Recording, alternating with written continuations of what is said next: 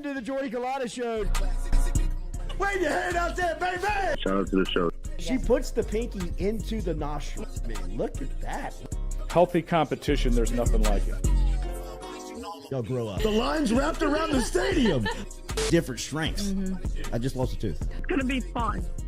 You know, we might have a story. I love what you're doing. Ogeron wants to take us fishing this afternoon. Sharif, you play for the bad boys of the SEC, man. We don't apologize to anybody. But a lot of people are saying you're going to be wearing number 7. I don't really know. I want to. He look crazy, Bill. Good feet on the old man. Definitely come back. You know, I love. We'll be right back with the Jordy Culotta Show.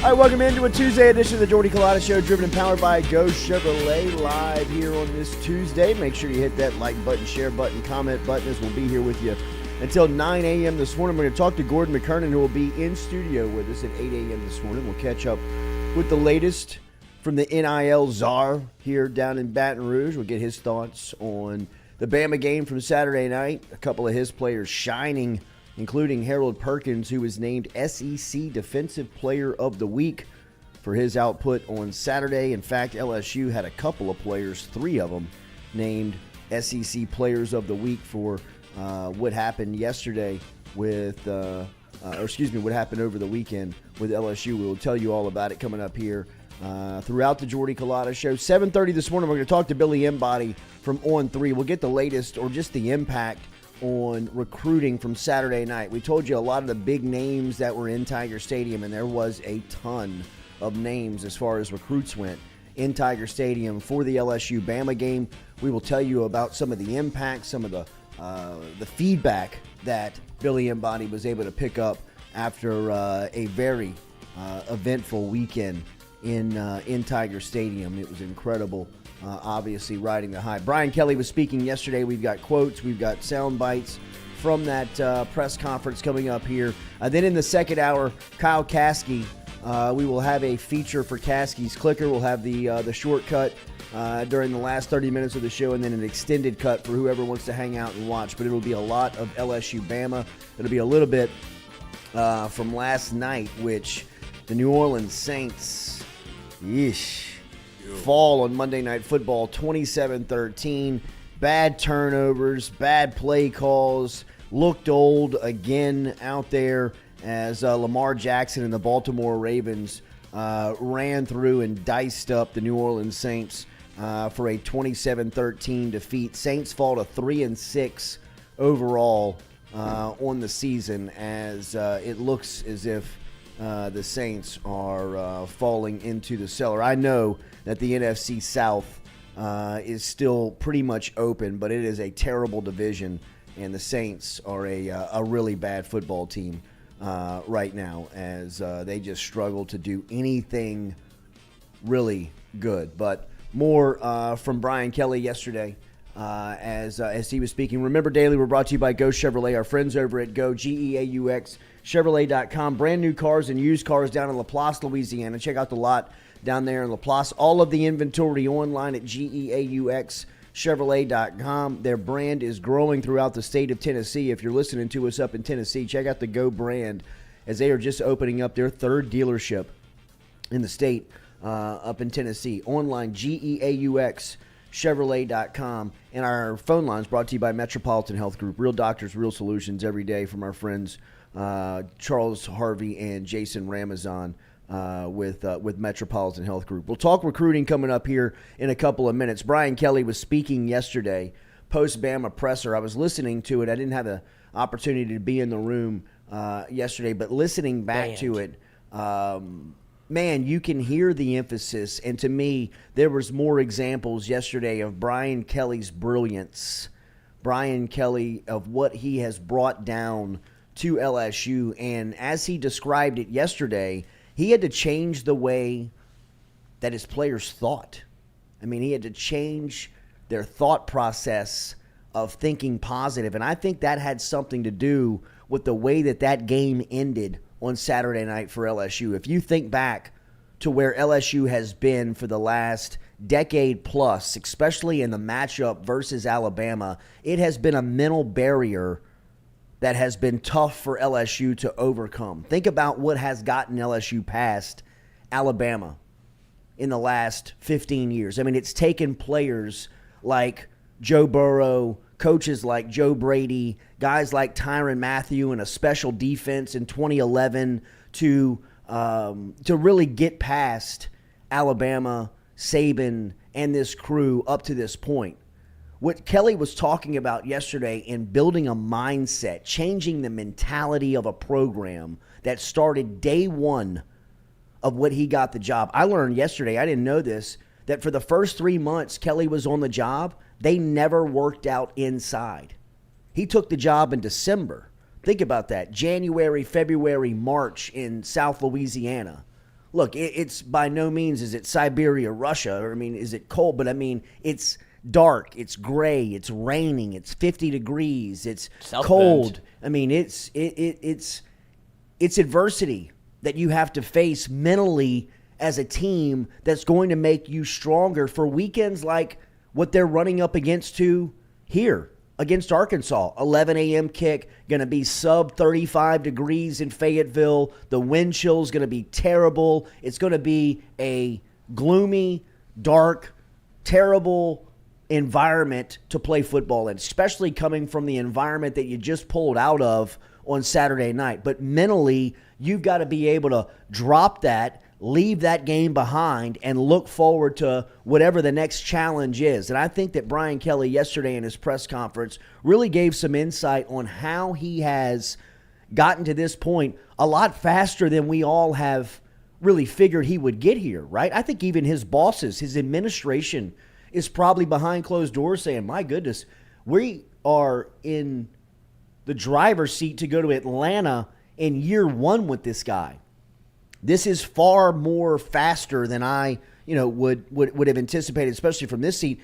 I can't imagine what the suits and the executives are thinking who made the decision to hire Kelly on the return that you were getting immediately from the head coach here in year one. But here he is talking yesterday about just the accolades coming from Saturday night. Get out of the way. First of all, we had some players of the week. Jaden Daniels, back-to-back. Obviously, we had the off week, but back-to-back SEC Offensive Player of the Week. And then we had Freshman of the Week, Mason Taylor. Pretty good selection there, I would say. And then Defensive Player Harold Perkins. So congratulations to those guys based upon their play. So here is Kelly. He was asked yesterday. Moscona asked him if it was the biggest win of his career. Stewie, this is number 5 of Kelly talking about just what Saturday night meant to him. The biggest win of my career is going to be when we win a national championship. And so I'm focused on one thing when I came down here, and that's to win championships. That's one game. It was an exciting win, but I don't put it in the category of the biggest. I think I've had teams that have achieved great things, and I think this team achieved a great victory because of where we were in January and what we've become. And so maybe for me, probably as satisfying as a win for a group of guys that have committed themselves to a process and in that time have achieved a lot. I think more from Kelly here speaking about Saturday night and the process of the program that he is building for LSU. Look, I've been doing it a long time, and I know that there are times where, prolific offenses, certainly get you, a lot of wins. This is about not winning. This is about winning championships, and it's my belief that winning championships still, you've got to control the line of scrimmage. at the end of the day. And so controlling the line of scrimmage is stopping the run and running the football effectively and exerting your will. So there has to be a physicality about what you do.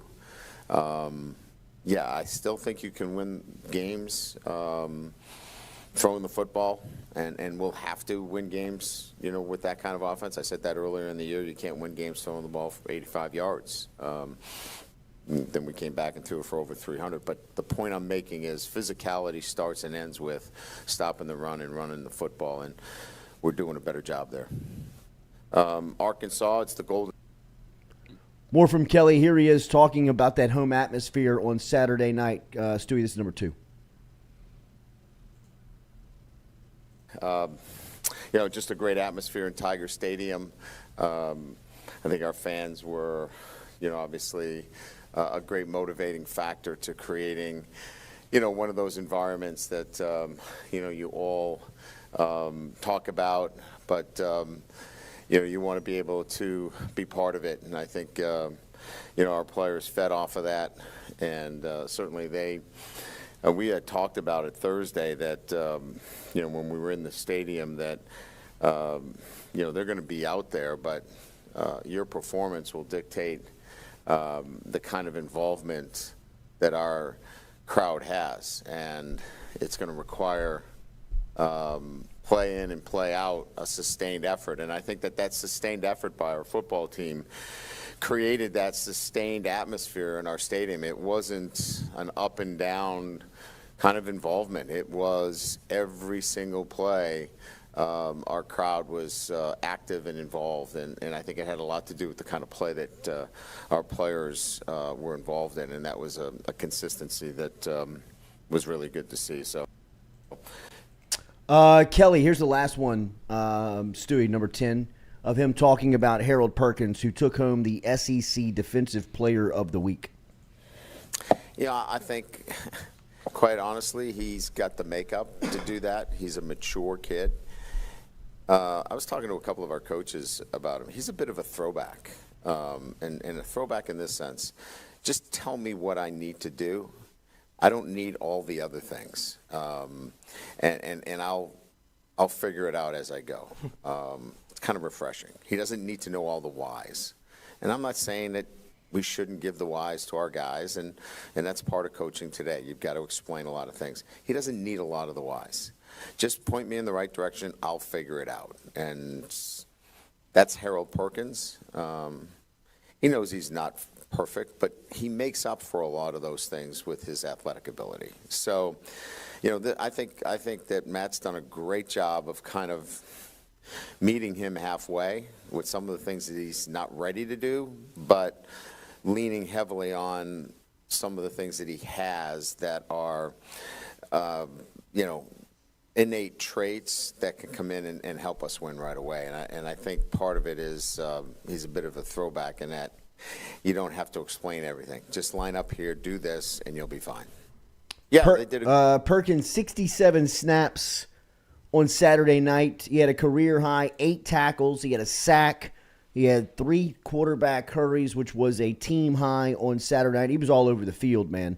As it seems as if House, Kelly, the defensive staff have found a position for Perkins that keeps him on the field the majority of the time, right? And it makes him a huge impact player where there it is a little bit of insight from Kelly and the coaches of, just what Harold Perkins brings to the team. He does a lot of things very well. There's still some things that he doesn't understand and he doesn't know because, look, man, he's always been bailed out. But I think I have to sneeze.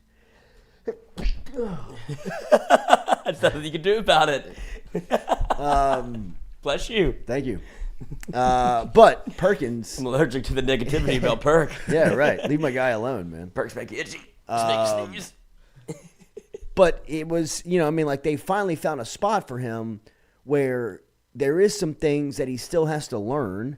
There is some things that he still has to go through and develop in his game, but he's just way too good of a player to keep him off the field, right? So you just got to give him some things that, he understands, throw him out there, and as Coach Kelly put it, Matt House has done a really good job of meeting him halfway, on, some of the things that they would love for him to do, but some of the things that he's not quite there yet that he can pull off because of his athleticism is getting him onto the field, obviously. And then, Jaden Daniels was named Offensive Player of the Week for the second consecutive game.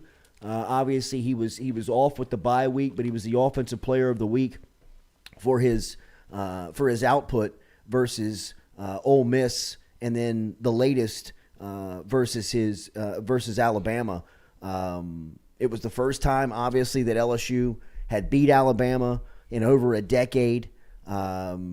He was carving up Alabama's defense as he was on the ground, through the air. He was effective with all parts of his game, and that's really been the difference maker of LSU over the past couple of weeks, right? Is Jaden Daniels, the development and growth and what we've seen from the quarterback position and how much pressure he puts on defenses now, and just how challenging it is for teams to gear up and try to stop LSU when you've got the playmakers that you do on the outside, and you have guys like Jaden Daniels and Josh Williams in the backfield that can run the football, right? So it's a perfect recipe right now for LSU that is finding its stride in the perfect part of the season, right? This is when you want to be playing your best down the stretch, looking towards postseason, looking towards December, and LSU gets off to an enormous start with a huge win over Alabama. Now the challenge is going to be to turn around here. And this is the part of the process that I think is going to be interesting to watch from Brian Kelly's standpoint, because this will say a ton about how much his style, his input, what they have been able to insert into the program has taken on. Because this has always been a spot for LSU, even through Ed Orgeron. And there was always this emphasis from Orgeron's camp that they were going to make Arkansas a big game because of the luster that Arkansas had lost throughout the Miles regime, because Miles would build the Alabama game up so much that it was this huge, enormous Super Bowl. Miles would ultimately, the majority of the time, cost his team the game. And then when everybody would wake up Sunday morning, nobody really cared anymore. Which cost them the season. So you would go to Arkansas, or Arkansas would come to Baton Rouge, and it would be a flat, unemotional, unprepared, terrible game for LSU that Arkansas cared about, they were passionate about. It was a name brand for them to get wins over, and LSU was vulnerable during that week. And Arkansas really made up some ground as far as the series went between the Hogs and the Tigers. Now, Arkansas has gotten to be a more respectable program in that time period, and seem like they have found their head coach in Sam Pittman, which you could hear Kelly yesterday has sincere respect for it. Pittman is very well respected within the coaching trade. There are a lot of people that you talk to around or about Sam Pittman, and there's nothing I have ever heard anything negative from a standpoint of Sam Pittman, especially from coaching his guys and being a leader. If you hear Brad Davis, LSU's offensive line coach, speak about Sam Pittman, which he did right here on this show, if you want to just search the Brad Davis interview and go back and listen to it, but he talks about his relationship with Sam Pittman, and it's father-son type stuff, man. I mean, it's as much respect as you'll hear for two professionals, especially publicly, that one speaking on another, that I've heard in interviewing guys, coaches, players around this industry. Pittman has brought a lot of respectability to Arkansas. Now they are dealing with some injuries, most notable at their quarterback spot with KJ Jefferson, who really, from a comp standpoint, very comparable to Jaden Daniels in the sense of the amount that the offense runs through him. I mean, think about now if LSU, and I don't want to put it out there, but just if they would have to play without Jaden Daniels for some particular reason, what would leave the field? How much responsibility is on the quarterback in LSU's offense now?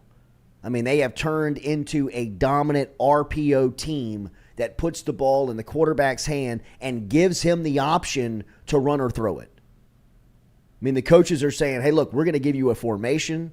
We're going to give you a dummy call. You go to the line of scrimmage and you tell us what we're running.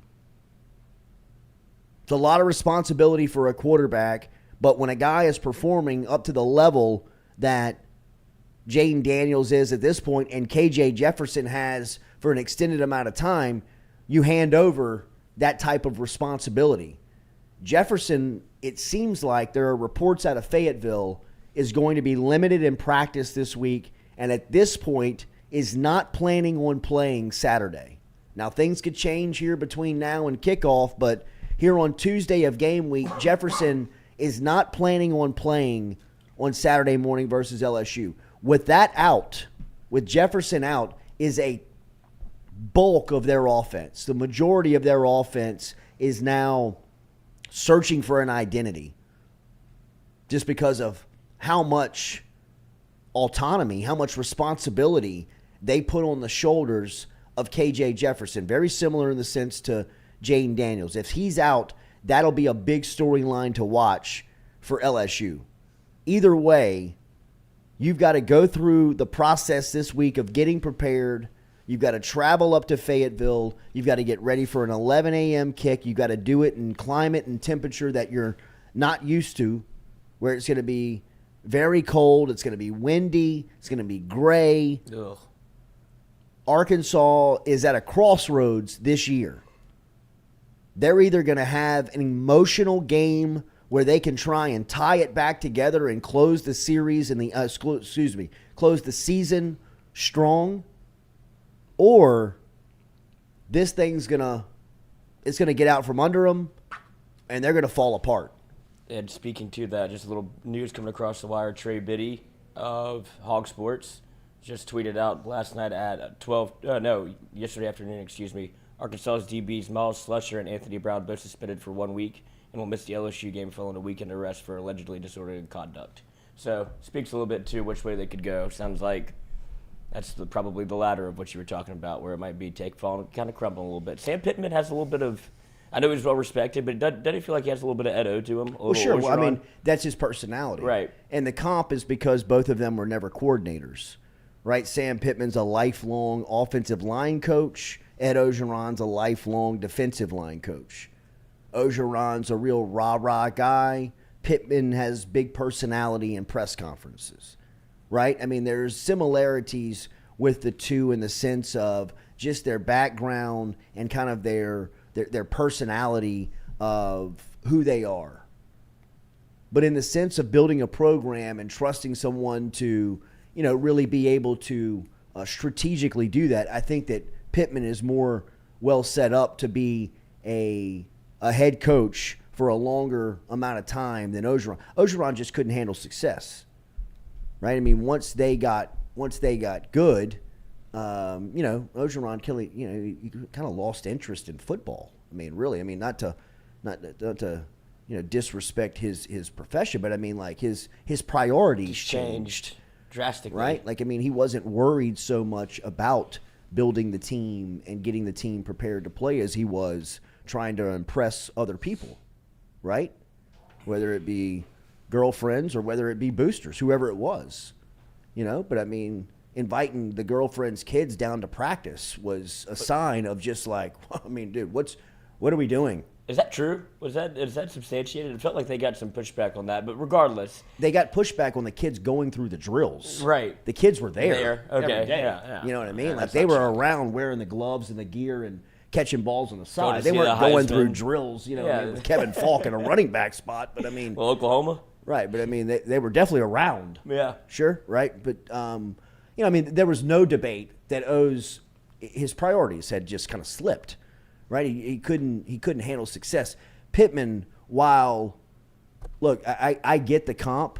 I think that Pittman is more built to last in the coaching profession at the head coaching spot than Ogeron was. They're both gambles because you've got no body of work that you can look at and say, look, they've done it. But I think that Pittman does bring a sense of respectability to Arkansas that you can't overlook them. Right, and it feels like Arkansas, it loves him. It feels like Arkansas feels like kind of LSU did. It's like, oh, he's one of us. Like, we got our guy. It feels like he's ingrained in that culture. But when you talk about an LSU-led team by Ed Orgeron and you get a national championship and he gets complacent, it feels like Brian Kelly, if he wins one, that's not going to be the case. Oh, no. It's going to be, let's keep this thing rolling. It ain't. Not one, not two, not three. Yeah. He's going to keep that was ultimately Ed O's biggest success was his biggest failure. Yeah, I thought yesterday his answer to, I don't know if we have this cut up, but his answer to, do you talk about winning the SEC West now, was fantastic. And it was, things about what the players see in and around the building every day, and that's graduating champions. And there's no sign that says win the SEC, win the national championship. Right. It's just all about going through every single day of, as Kelly said, like you had to get up on Monday and you had to go to class. Right. That's a part of graduating champions. You win the games on Saturdays, you go to class Monday through Friday, and you go to practice, and all of that comes with that mentality, building that responsibility, building all of what goes into being accountable. Being accountable to your teammates, to your coworkers, to your coaches, to the people that are around you. And that's what it looks like LSU has bought in on early on Brian Kelly is his process, right? Like Kirby Smart, as we've kind of pointed out a couple of times, continues to let people know that he's winning at this level without transfers, right? What he's telling you is that this program is so strong and is built so deep with talent that even if players do become available in the portal, we don't need them. And I think LSU's trying to get to that model, even in a transfer portal age of where you even see teams like Alabama dipping into and bringing in guys like Gibbs and Ricks, guys that come in and immediately start, right? I think LSU wants the model that they're chasing is a program that you don't need transfers, and there's nobody transferring out of you and leaving your program. And if they are, it's only because they don't have an opportunity to play. Major Burns leaving Georgia was not necessarily a big hit to Georgia. It was more advantage LSU of a good player coming home. But in Georgia's case, when Burns left 3 years ago, yeah, they got three safeties that they look at and say, you're up. And that is what LSU feels like they're trending towards. We'll talk more about it with Billy Embody coming up here in a couple of minutes, as he'll have more of a report on the recruiting and what the effect that Kelly, the wins, the feedback, because you can sense it on social media. You can sense it around the program. You can sense when you talk LSU football to recruits. They're a hot brand right now. People are paying attention. Sorry, I was just interested to get your take on Arkansas just loses to Liberty. Doesn't seem like KJ Jefferson's playing. They have two more guys suspended, and the spread's still only 3 points. What is Vegas seeing that you think maybe? Because it feels like, Probably 30 degrees. Yeah. If emotional win. Yeah. How does LSU turn that around? There's still a little bit of let's see with LSU. They have this reputation of everything's who they close. are. Yeah. Right. But for as much as people are starting to believe in Brian Kelly, there's still a little bit of, there's a lot of guys that were there for the last 2-3 years that have that culture ingrained into them of, right. Not all in on this part of the season. And I think this is where LSU's changing the narrative. They're really kind of changing the storyline of who they are to the public. Last week took an enormous step. I think if you close the season out with wins over Arkansas and A&M, the storyline going into the offseason, forget even what you do in the SEC title game. Right. Right? At that point, you're playing with net win. So much house money that the storyline of LSU's stock is just skyrocketing.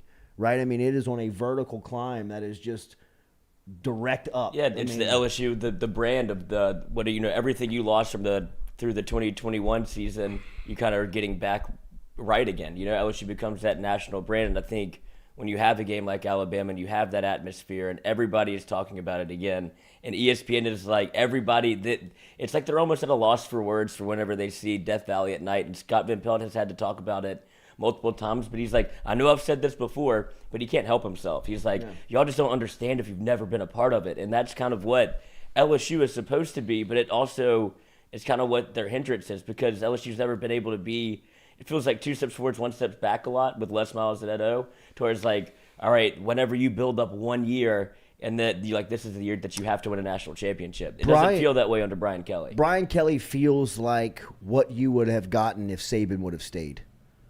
This feels like you're about to see the program that Saban was building. I don't know if Saban was here present day and building the exact model that he did at Alabama 15 years ago, if he could have the type of success that he has had and experienced over that run, just because of how evenly, not even, but I mean, Georgia's getting some of the pie now. Alabama's got a piece of the pie now. Texas A&M's getting players. LSU's getting players. There's more people. Napier in Florida are about to start getting players. There are more people that are understanding the model and how he's doing it that can actually execute it, right?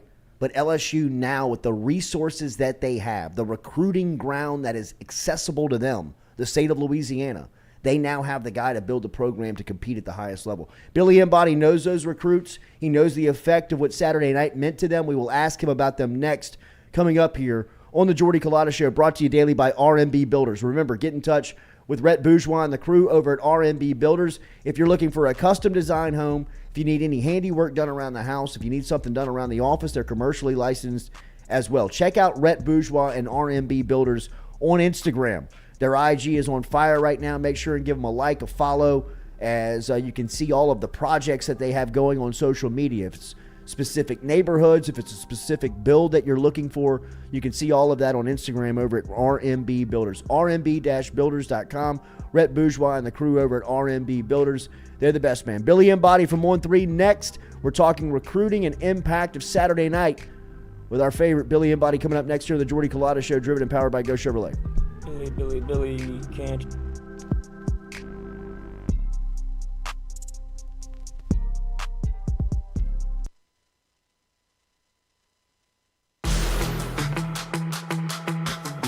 Donaldsonville Glass and Body, the trusted name in frame, body, and automotive paint repair since 1977. They have served their customers for over 45 years. You can find them online at dgbauto.com or stop in and see them Railroad Avenue and Division Street out in Donaldsonville, Louisiana. Look, they can help you with your insurance claims. They can make the repair process as stress-free as possible. I'm speaking from experience here. I've got numerous windshields, body repair, all done by Kenny and the crew over at Donaldsonville Glass and Body. They are, without question, the most well-equipped shop in the area. Stop in and see them today. Shop them online, dgbauto.com, or stop in and see the crew over in Division Street in Donaldsonville, Louisiana. Donaldsonville Glass and Body.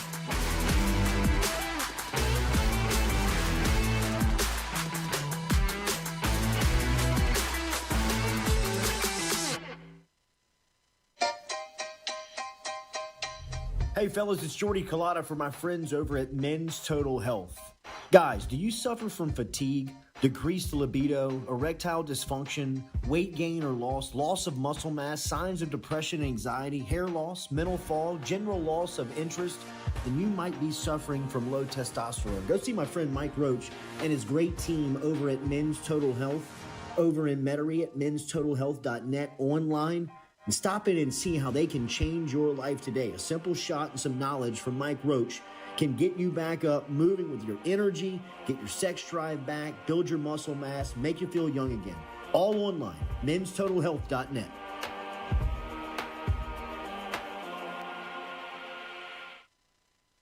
Red Stick Sports, a local staple in Baton Rouge to all sports fans, was founded back in 1981 and has remained a family business for over 40 years. Today, they still have the great selection on the floor, but they're also a leader in custom apparel for businesses, sports teams, and other groups. Take it from us, everybody over here at FM Digital Media. They help us out with all of our apparel. Let them help you out today. Go ask for Cody over at Red Stick Sports.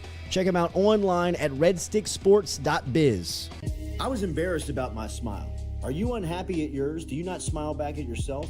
I called my friend, Dr. Spillers, over at Johnson Spillers. He fixed my smile, and now everywhere I go, people are complimenting it after the work that Dr. Spillers and the staff did to my mouth. They can do it to yours. Get in touch with them. JohnsonSpillers.com. 2 locations, one in Gonzales, one in Baton Rouge. Easy to find them, JohnsonSpillers.com.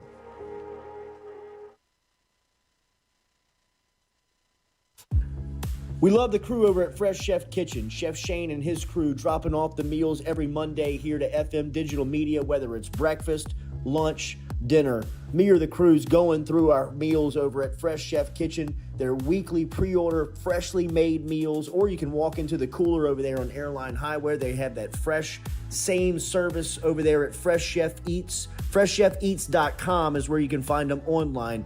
Fresh Chef Kitchen. Tell them you heard it right here on the Jordy Culotta Show.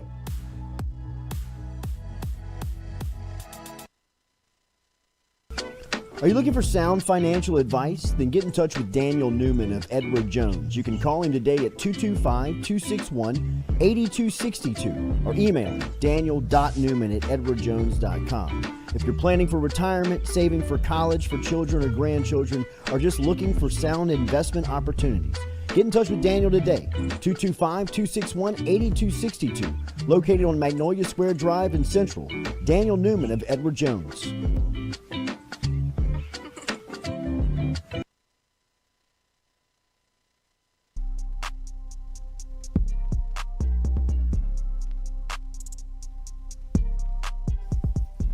All right, welcome back here to the Jordy Culotta Show, driven and powered by Ghost Chevrolet. Remember to hit that like button, share button, comment button if you don't mind. If you have not subscribed to the channel, make sure and hit the subscription button, and click that bell right next to it so you can keep up when we go live, including Caskey's Clicker that will run the extended cut today. A lot of recruits in Tiger Stadium on Saturday night. Almost a who's who was there. Billy Embody from On3, one of the best to cover recruiting. Make sure you're following Bill online and on Twitter to keep up with all of the latest of what's coming out from On3. You can catch him here as well. He's on Twitter at Billy Embody. Bill, good morning. How are you? Good morning, guys. How's it going? Doing good. All right, take me to Saturday night, man. I was watching. I believe it was Taviano's or Desmond Rick's Twitter of them watching the final play on Saturday night where Mason Taylor catches the 2-point conversion and they start rushing the field. And it is as if their favorite team had won the game. I mean, it is, you can clearly see the allegiance to LSU. Now, look, they were all there officially, unofficially. What was the biggest takeaway from Saturday night? Yeah, you've got a bunch of things to unpack on this one. First of all, it was Javian Toviano that rushed the field with his family. Well, actually left his family in the dust. He's the 4-star defensive back out of Texas, goes to Arlington Martin High School. He's one of the prospects that has really kept his recruitment under wraps. He is not named a leader. He's not given anyone silent commits. And all he has maintained is that he feels like he knows where he wants to go and has for quite some time. If you look at his actions, he's been at LSU a ton. He's taken in multiple games. He was here for Bayou Splash. He even showed up to a Texas A&M game wearing an LSU hat. Wow. When they played Arkansas at Jerry World. And all the buzz has been around LSU. And it makes sense because of his actions. But now he is finally set to go check out Texas again. He was there in the spring. Now set to make his return, and that's been a school that a lot of people have been talking about. Javian Toviano is probably the biggest prospect as far as current buzz around LSU that people are talking about. But on the same side of it, you see that emotion out of him, and you can tell he loves being around LSU, but will he end up there? We'll have to see. He's played his cards super close to the vest, And he's somebody who wants to take it to the early signing period and announce his decision then. It's going to be very interesting to see what happens. So Javian Toviano is there. Desmond Ricks, the 5-star corner who just reclassified, was there. I think it's safe to say, with the relationships Desmond Ricks has at LSU, that they sit at the top for him. But there are official visits to come. LSU will host him last. Alabama will host him for the Iron Bowl, and Florida will host him on that SEC championship game weekend, since the Gators have nothing to do that weekend. Desmond Ricks is somebody that LSU has done a really good job recruiting, and the entire staff from Robert Steeples, Jordan Arcimo, Brian Kelly, they've made him and Javian Toviano two of their biggest priorities down the stretch. And look, you've got to give them credit for putting them in position. It's going to be interesting to see how both of these guys close, because Javian keeps things so close to the vest. And on the flip side, I think Desmond Ricks is a recruitment that, NIL is really going to factor in a big way. So those are two prospects that were back on campus and are guys that are at the top of the wish list for LSU. Then you got to go down the list, and 4-star wide receiver Aiden Williams out of Mississippi. He's an Ole Miss commit. He was back on campus. He was here over the summer. And from telling you guys this, I saw him at Under Armour Future 50. I think he looks like a George Pickens type of player. Ooh. He's physically ready to go, could factor in right away. And LSU's kind of chipping away there. They're trying to get him back for an official visit. It's tough to pull kids out of Mississippi, but Cortez Hankton's done a really good job there recruiting him.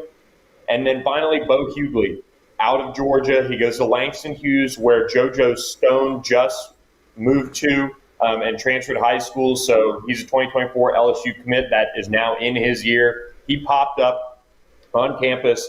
He's been committed to Georgia for a long, long time. There was some buzz that Auburn might be able to flip him. Obviously, the coaching staff changed. That is done. The Bulldogs still sit in a good spot to keep him, but LSU had just gone and seen him with Brad Davis in Georgia during the bye week, and then he shows up at LSU. Sounds like he's going to at least give them a listen, and it wouldn't shock me if he came back for an official visit. So those are a few that really stood out to me. And on top of that, you had a huge crop of 2024 and 2025 prospects on campus, and you also have had a run of commitments lately with Colin Hurley, DJ Chester, Dylan Carpenter jumping on board here as of late. So it's been a red-hot run for LSU on the recruiting trail. Yeah, take me back to some of these commitments, including DJ Chester. Let's start there, the offensive lineman. That was a pretty fierce recruiting battle that I know was hot and heavy over the last couple of months. How did LSU close so strong? I think Brad Davis and J.R. Belton just did a great job with him overall. Brian Kelly. It's funny, I went and saw DJ Chester and Brad Davis happened to be there, but the fight song for DJ's high school is actually the Notre Dame fight song. So I thought it was kind of a coincidence that, a former Notre Dame coach is now recruiting him to LSU and obviously knows that fight song well. Brad Davis identified DJ Chester very early on, all the way back in January. He was one of the first offers they ditched out in 2023 out of state. And they really prioritized him and his family. He visited multiple times between the spring, summer. He was there for Bayou Splash. That's when I was told he committed to LSU. But he wanted to take his visits. He's a kid that, I think is really well thought out in everything he does. And he always maintained with LSU that he was going to commit to them, and he was going to commit to them at the All-American Bowl in January. After taking visits almost every weekend this fall, whether it be South Carolina, Auburn, Florida State a couple times. He went to Michigan right before he dropped his decision date. I think he finally said, you know what, I've taken enough visits. It's time to go public and jump on board with the Tigers. So great win for LSU. He's somebody who can play the interior between center, guard. He's a big pickup for Brad Davis and an excellent just young man overall. People around that program just raved about him nonstop when I was there in just outside Atlanta.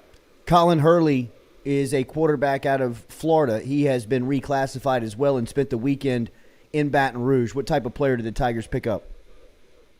Yeah, Colin Hurley has one of the best arms, that I've seen in terms of just arm talent. Yeah, when he's on and he's consistent in his throwing motion and things like that, that ball jumps off his hand. And you see that on tape. We saw that this summer at the LSU elite camp that he came to and worked out for Joe Sloan.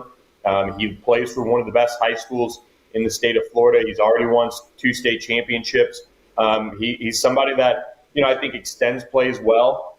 And when his processing as he gets older catches up with that arm, it has the potential to be really special, because you look at him right now and he's 15 years old. So not only is he now young for his grade as a junior, he's just got so much developing to do. He's already played a lot of football. He's won a lot of football games.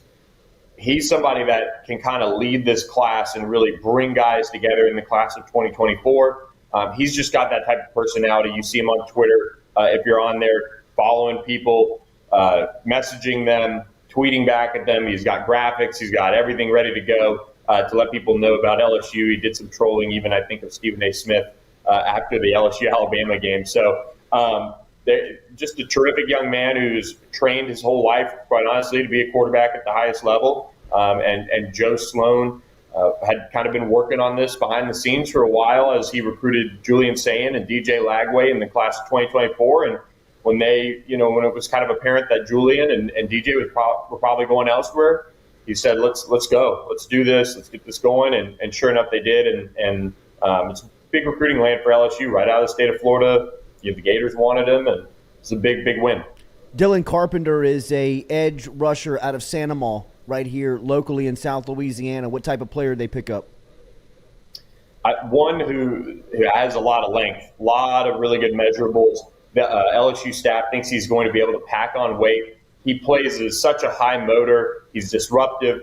We went out and saw him on Friday when he played Live Oak just before he got the offer, and he was just terrific. So LSU's getting a really, really, I think, disruptive player who has the potential to move either to the strong side on the defensive end or maybe as like a pass rushing interior defensive lineman on passing downs. And I think identifying guys like this is really important. And Brian Kelly talked about it even at SEC Media Days, that they need to do a better job looking at the entire state. And when you look at Santa Maria, I mean, they haven't really sent – we had this discussion on the BengalTiger.com. Who was the last Santa Maria player to sign a scholarship with LSU? It just hasn't happened. So they're literally going through all their evals and checking their boxes. And Dylan Carpenter was one that they said, you know what? He's had a great senior year. He camped for us. He had really good measurables. We like what we see. Let's offer. Let's flip him from the Raging Cajuns, who, quite honestly, have done a really good job evaluating the state as well. Yeah. Anthony Hill Jr. is the number 2 linebacker in the class and was a commit to Texas A&M. There are a lot of people in our chat curious about what you know about Hill, and now with him decommitting, if he is on LSU's board. Look, I think, one, he should be on LSU's board. I mean, he's one of the best linebackers in the country. I will say this. I think Texas probably holds the edge here right off the bat. He's going straight to Austin for the TCU game this weekend. And from watching social media and kind of watching how this unfolded, it almost sounds like this has been a backdoor opportunity for Texas for quite some time. And it's going to be interesting to see how this one plays out. I will also add that Miami was heavily in the mix in this one, and they did a really good job making it very difficult on him to go to Texas A&M. So that's worth watching on all those fronts. I think Texas has the buzz right now. I don't think LSU is going to be able to get into the mix this late. They might. Who knows if he wants to enjoy the process that much, but a lot of signs right now are pointing to Texas being able to go ahead and get him on board relatively quickly. Billy, outside of recruiting, your experience of Saturday night, what did that mean for the program? Brian Kelly, year 1, what did you make of that win? I think just the way it unfolded, and especially going for 2, was just so huge. That's trust in your players to go ahead and just get this done. And instead of going back and forth, maybe in an overtime, you know what? If it's going to come down to 2-point conversions, let's just go for it. At the end of the day, that's you run only so many plays in overtime or for overtime in practice or 2-point conversions. And they knew they had one drawn up that they liked their chances on. And I mean, Mason Taylor made a great play. Jaden Daniels put it on him. And that was just, I think, so important for, as Brian Kelly's talked about the process of getting this program ready, and going from the loss to Florida State, the loss to Tennessee, and just talking about how they wanted to go through the process of getting this program to a point where it can play for championships and beat Alabama and get back to the standard that is LSU. I think rewarding the players for buying in and saying, you know what, we're going to go for 2 because I trust you guys. We run, that play enough, feel good about it. Let's go out and win this game. I think the players can really feed off that. They've got to obviously refocus for Arkansas this week. But that type of trust in just, 10 months to go out there and execute when they had so many changes from staff to players and all those things over the course of the offseason, I think says a lot about Brian Kelly and just his ability to push the right buttons, his ability to understand what his team might need. You saw John Emery was the first person to hug him, and maybe Kayshawn and other guys here and there. John Emery was one of the guys that they really needed to buy in and to accept the change in culture and lead that change in culture. And I thought that moment kind of encapsulated that very, very well. You had one of the players, high-profile Louisiana recruit in the past, hasn't panned out that much here, but the first guy to hug him and kind of go like right face-to-face with Brian Kelly was John Emery. And I think that decision to go for 2 really will pay off for him, not only just in the win, but just that trust in that locker room that Brian Kelly's been trying to build with the players. This is just another step in that direction. Obviously, the buzz around the program is just incredible right now. Look, they win out, and they're going to be in the college football playoff. I mean, you just don't keep the SEC champion out. And looking ahead at the schedule, you got to like it, at least until Atlanta. Obviously, you'll have a tough test there with the Bulldogs, but they've just got to stay on the path. And Brian Kelly even mentioned, the take it play by play, and that was kind of the mantra of beating Alabama. And they beat Alabama in that respect at their own game. Nick Saban even said it. We haven't been focused on the process of winning. We've been focused on winning. LSU was much more focused on the process on Saturday night, and what an insane night. One more in recruiting, Billy, before I get you out of here. The myth of Trey'Dez Green out in Clinton, Louisiana, and East Feliciana is starting to grow and feeling like a Kendall Beckwith type prospect of the steam that he is picking up. Where does LSU sit with the big pass-catching tight end out of Clinton, Louisiana? Yeah, LSU sits in a really good spot for him from what we've gathered. LSU has always recruited him really hard. He's a 2-sport athlete, football, basketball. He can try his hand at both at LSU if he does, in fact, end up there. And right now, LSU has all the buzz.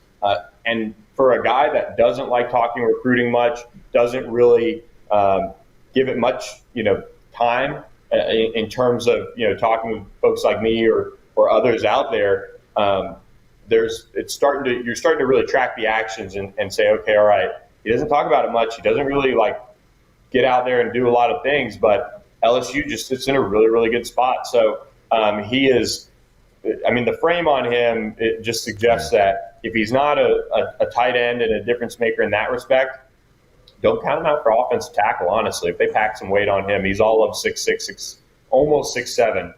He's got a chance to be pretty athletic on the offensive line. And that's not to say LSU is recruiting him there right now, but just my take watching him move around. He's got to become more comfortable as a tight end and catching the football.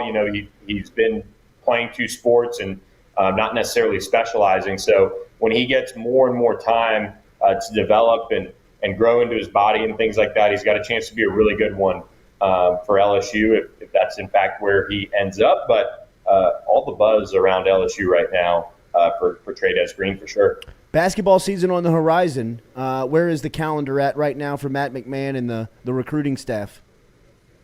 Yeah, the early signing period is getting underway here, and LSU just landed a really nice commit in Mike Matthews out of the Baltimore area. So once again, we look back to Brandon Murray, Baltimore being good to LSU. And I think this is one where this is a really good job of Matt McMahon and his staff identifying Mike Matthews early on and continuing to recruit him because, he's somebody that just jumped up into the top 150 prospects 4-on-3 after kind of being on the outside looking in. He made that move up, and he just committed this weekend on Sunday. Really like his size. And you look at what Team Thrill, which is the AAU program he went to, and then Bishop Walsh, all those coaches there just rave about him. They really have taken to Twitter to almost say, wow, this is a monumental moment for our program. And these are programs that have had D1 guys. So you look at Mike Matthews getting out there and opting to go ahead and commit to LSU.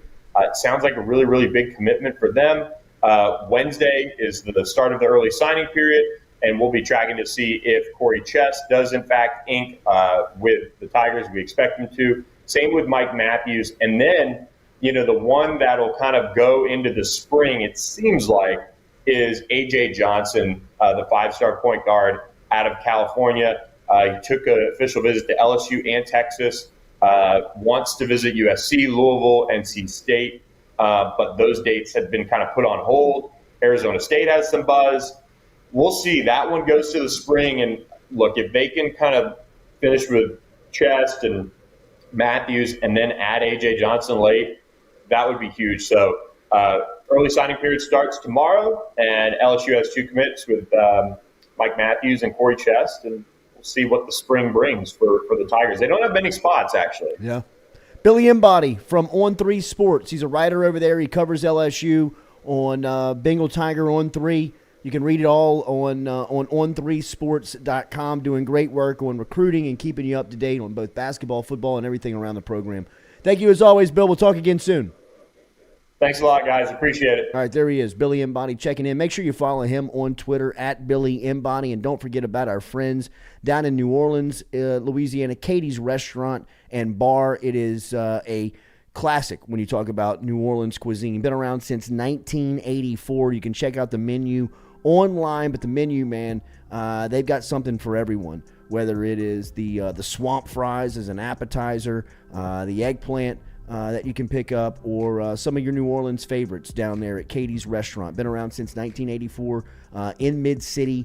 Easiest way to learn about them if you're down here in Baton Rouge and you're making the trek to and from the city is just to log online. katiesinmidcity.com. katiesinmidcity.com is the website.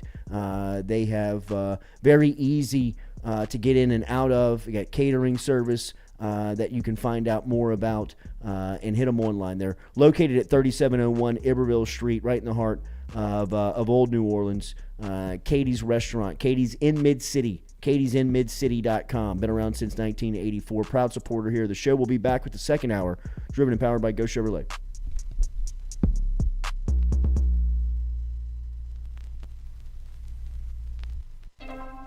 In a wreck, Gordon McKernan Injury Attorneys is ready to go to work for you.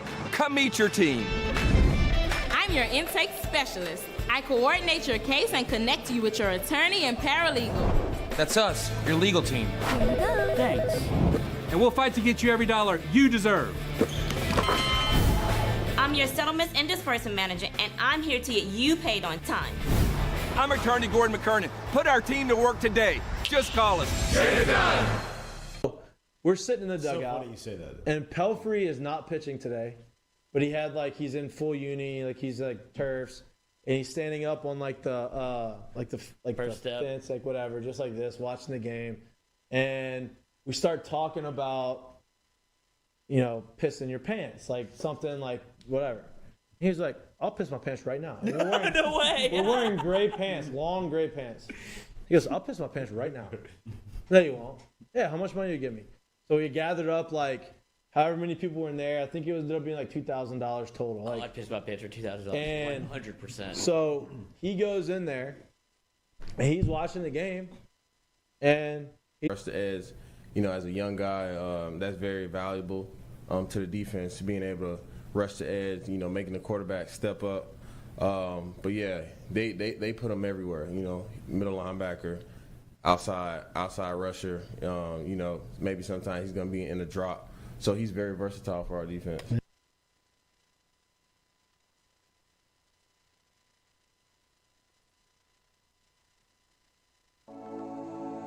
Looking to book a dumpster but no idea how? We've made it quick and easy for you. Check out our website at moralesrolloffs.com. Let Morales Roll-Offs know your desired delivery date, and finally, provide your contact details. To make payment, look out for an email invoice with all your booking details.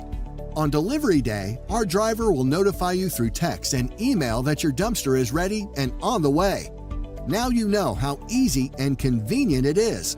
Call Morales Roll-Offs at 225-427-0000 for your dumpster.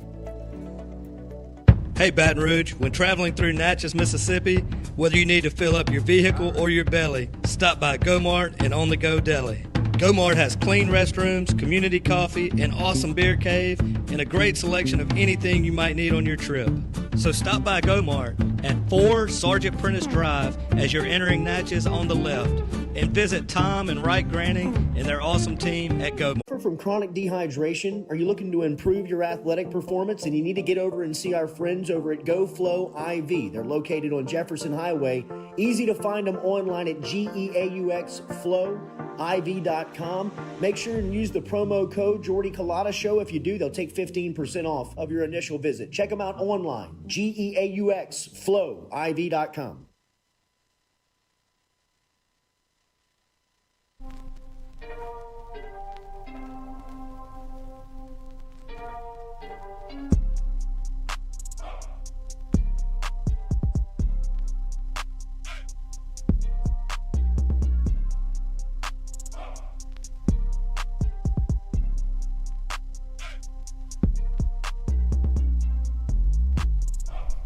Welcome back here to the Jordy Culotta Show, driven and powered by Go Chevrolet, live here on this Tuesday. Make sure and hit that like button, share button, comment button. And refresh button.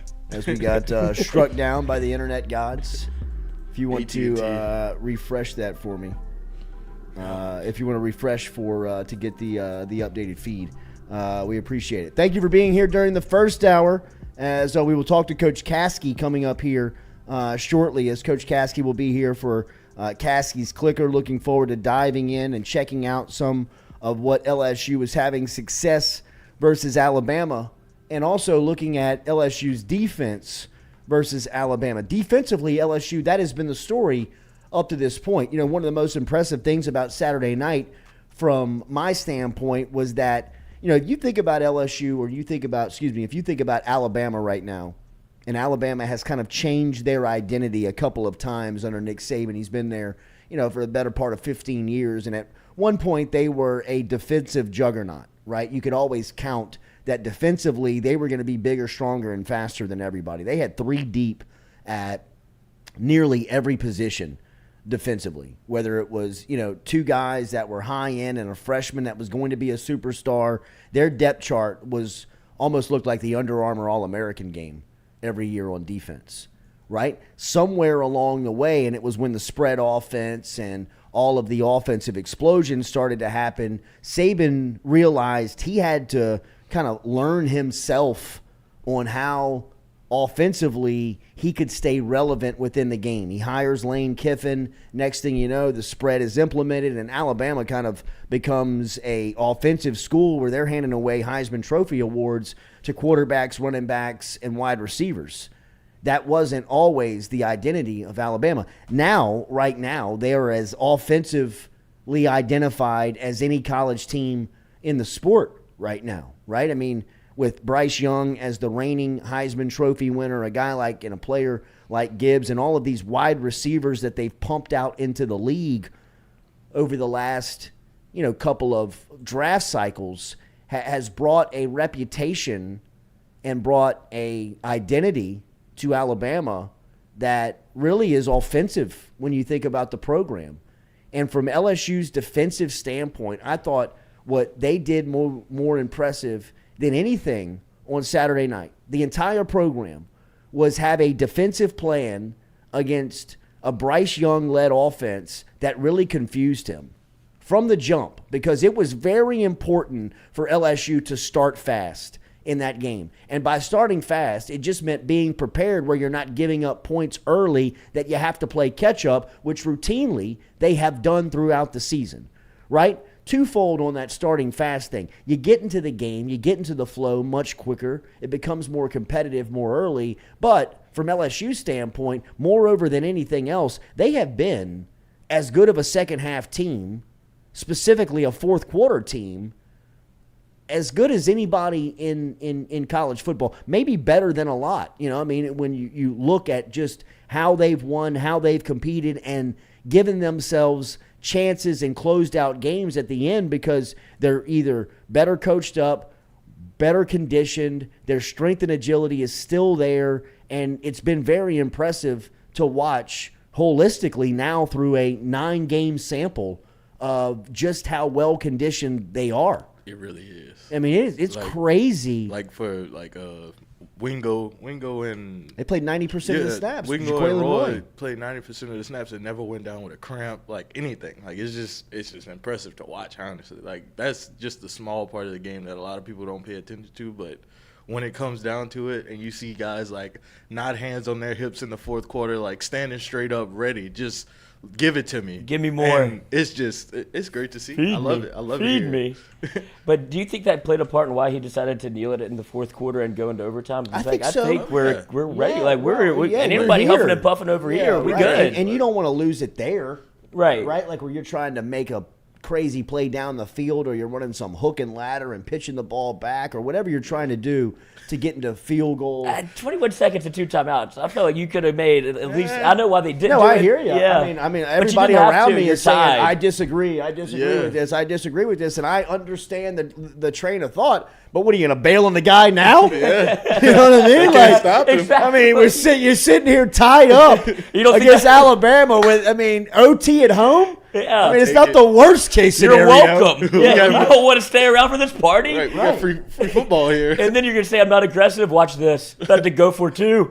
I'm going for 2 in overtime. Like, here you go. Here's your little play that you wanted. Bro, when he lined up 4-2, like when they came out in the 2-point conversion formation, I was like, hold up. I didn't think that we would go for 2. Look at this man. Wow, Look, he's in repping the show. Look repping the brand. He by the wall. Look at that. Yeah. Look at What do you think that. about What do you think about Fourth down up in here. Dun, dun, dun, dun, dun, dun, dun, dun, dun. But G-Mac. when they lined up for a 2-point conversion and then they called the timeout, I was like, no way he's going to go for 2 still. Coach, he didn't even think about He it. didn't even take his players off the field. He didn't, Stay the on the more field. confused team was Alabama. Yeah, they got He's guys on the right off the sidelines. field. They're rotating people in and out. 14 He's calling people. timeout. I mean, he's like, Save it. oh, my God, this is blowing my mind. We're about to lose we're this gonna game. lose. We're going to lose. We're going to lose. I mean, he was looking at the white hat like, official, do something. Help me. Help me. Make him They're stop like, bro, Nick, something. we've done everything we can. The guy tipped the ball. We said he didn't. He fumbled it in bounds. They recovered. We gave it back to you. What do you want me to do here? We can't stop him. They're We going can't for stop him. And Brad Kelly's like, can we hurry this thing up, Nick? What are y'all doing over there? My players are ready. I got my play in. All right, driving in on his white horse, literally. Gordon McKernan is here. He will sit down with us next on the Jordy Culotta Show. What's up, guys?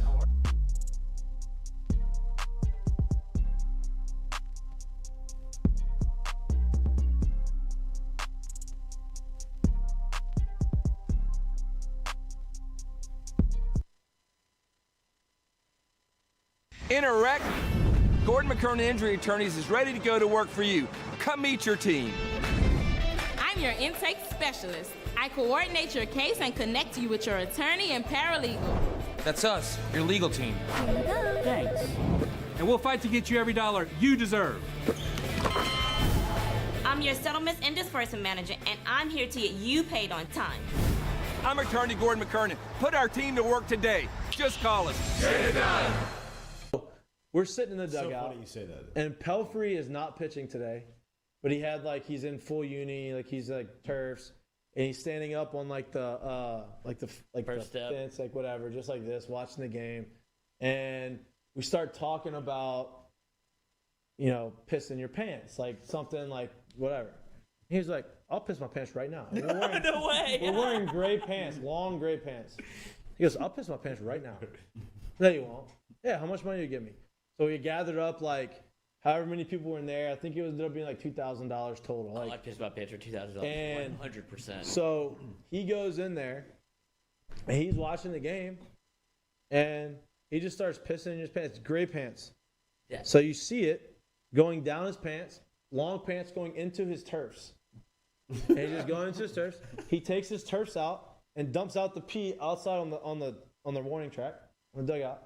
And he just puts them back on, and he finishes the inning. He waits till the inning is over with to leave. And so he's watching the whole inning with piss in his pants. And everybody is dying laughing. Manager's laughing. Everybody's laughing. He gets up out of it and walks to the dugout, pee all in his pants, in the gray pants. It was awesome. Southern Eye Center is located at 68.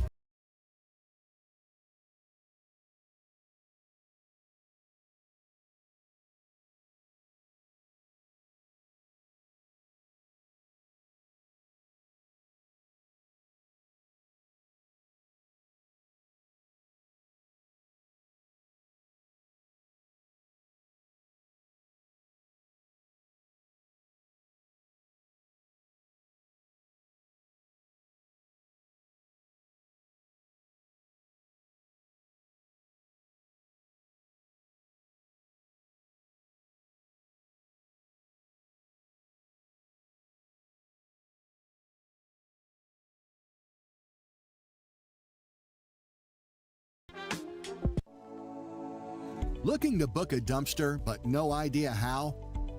We've made it quick and easy for you. Check out our website at moralesrolloffs.com. Let Morales Roll-Offs know your desired delivery date, and finally, provide your contact details. To make payment, look out for an email invoice with all your booking details. On delivery day, our driver will notify you through text and email that your dumpster is ready and on the way. Now you know how easy and convenient it is. Call Morales Roll-Offs at 225-427-0000 for your dumpster. We're all from different places and backgrounds. We've each experienced our own versions of life, but in the end, we're all on the same team. I'm part of that team, along with these players in purple and gold. Kayshawn Buddha, Malik Neighbors, Miles Frazier, Kyron Lacy, Greg Brooks. Whether on the field or in the courtroom, your team matters. So join our team. Make a difference. Bet. Let's get it done. Hey Baton Rouge, when traveling through Natchez, Mississippi, whether you need to fill up your vehicle or your belly, stop by Go-Mart and On The Go Deli. Go-Mart has clean restrooms, community coffee, an awesome beer cave, and a great selection of anything you might need on your trip. So stop by Go-Mart at 4 Sergeant Prentice Drive as you're entering Natchez on the left, and visit Tom and Wright Granning and their awesome team at Go-Mart. In a wreck, Gordon McKernan Injury Attorneys is ready to go to work for you. Come meet your team. I'm your intake specialist. I coordinate your case and connect you with your attorney and paralegal. That's us, your legal team. Thanks. And we'll fight to get you every dollar you deserve. I'm your settlements and disbursement manager, and I'm here to get you paid on time. I'm attorney Gordon McKernan. Put our team to work today. Just call us. Get it done.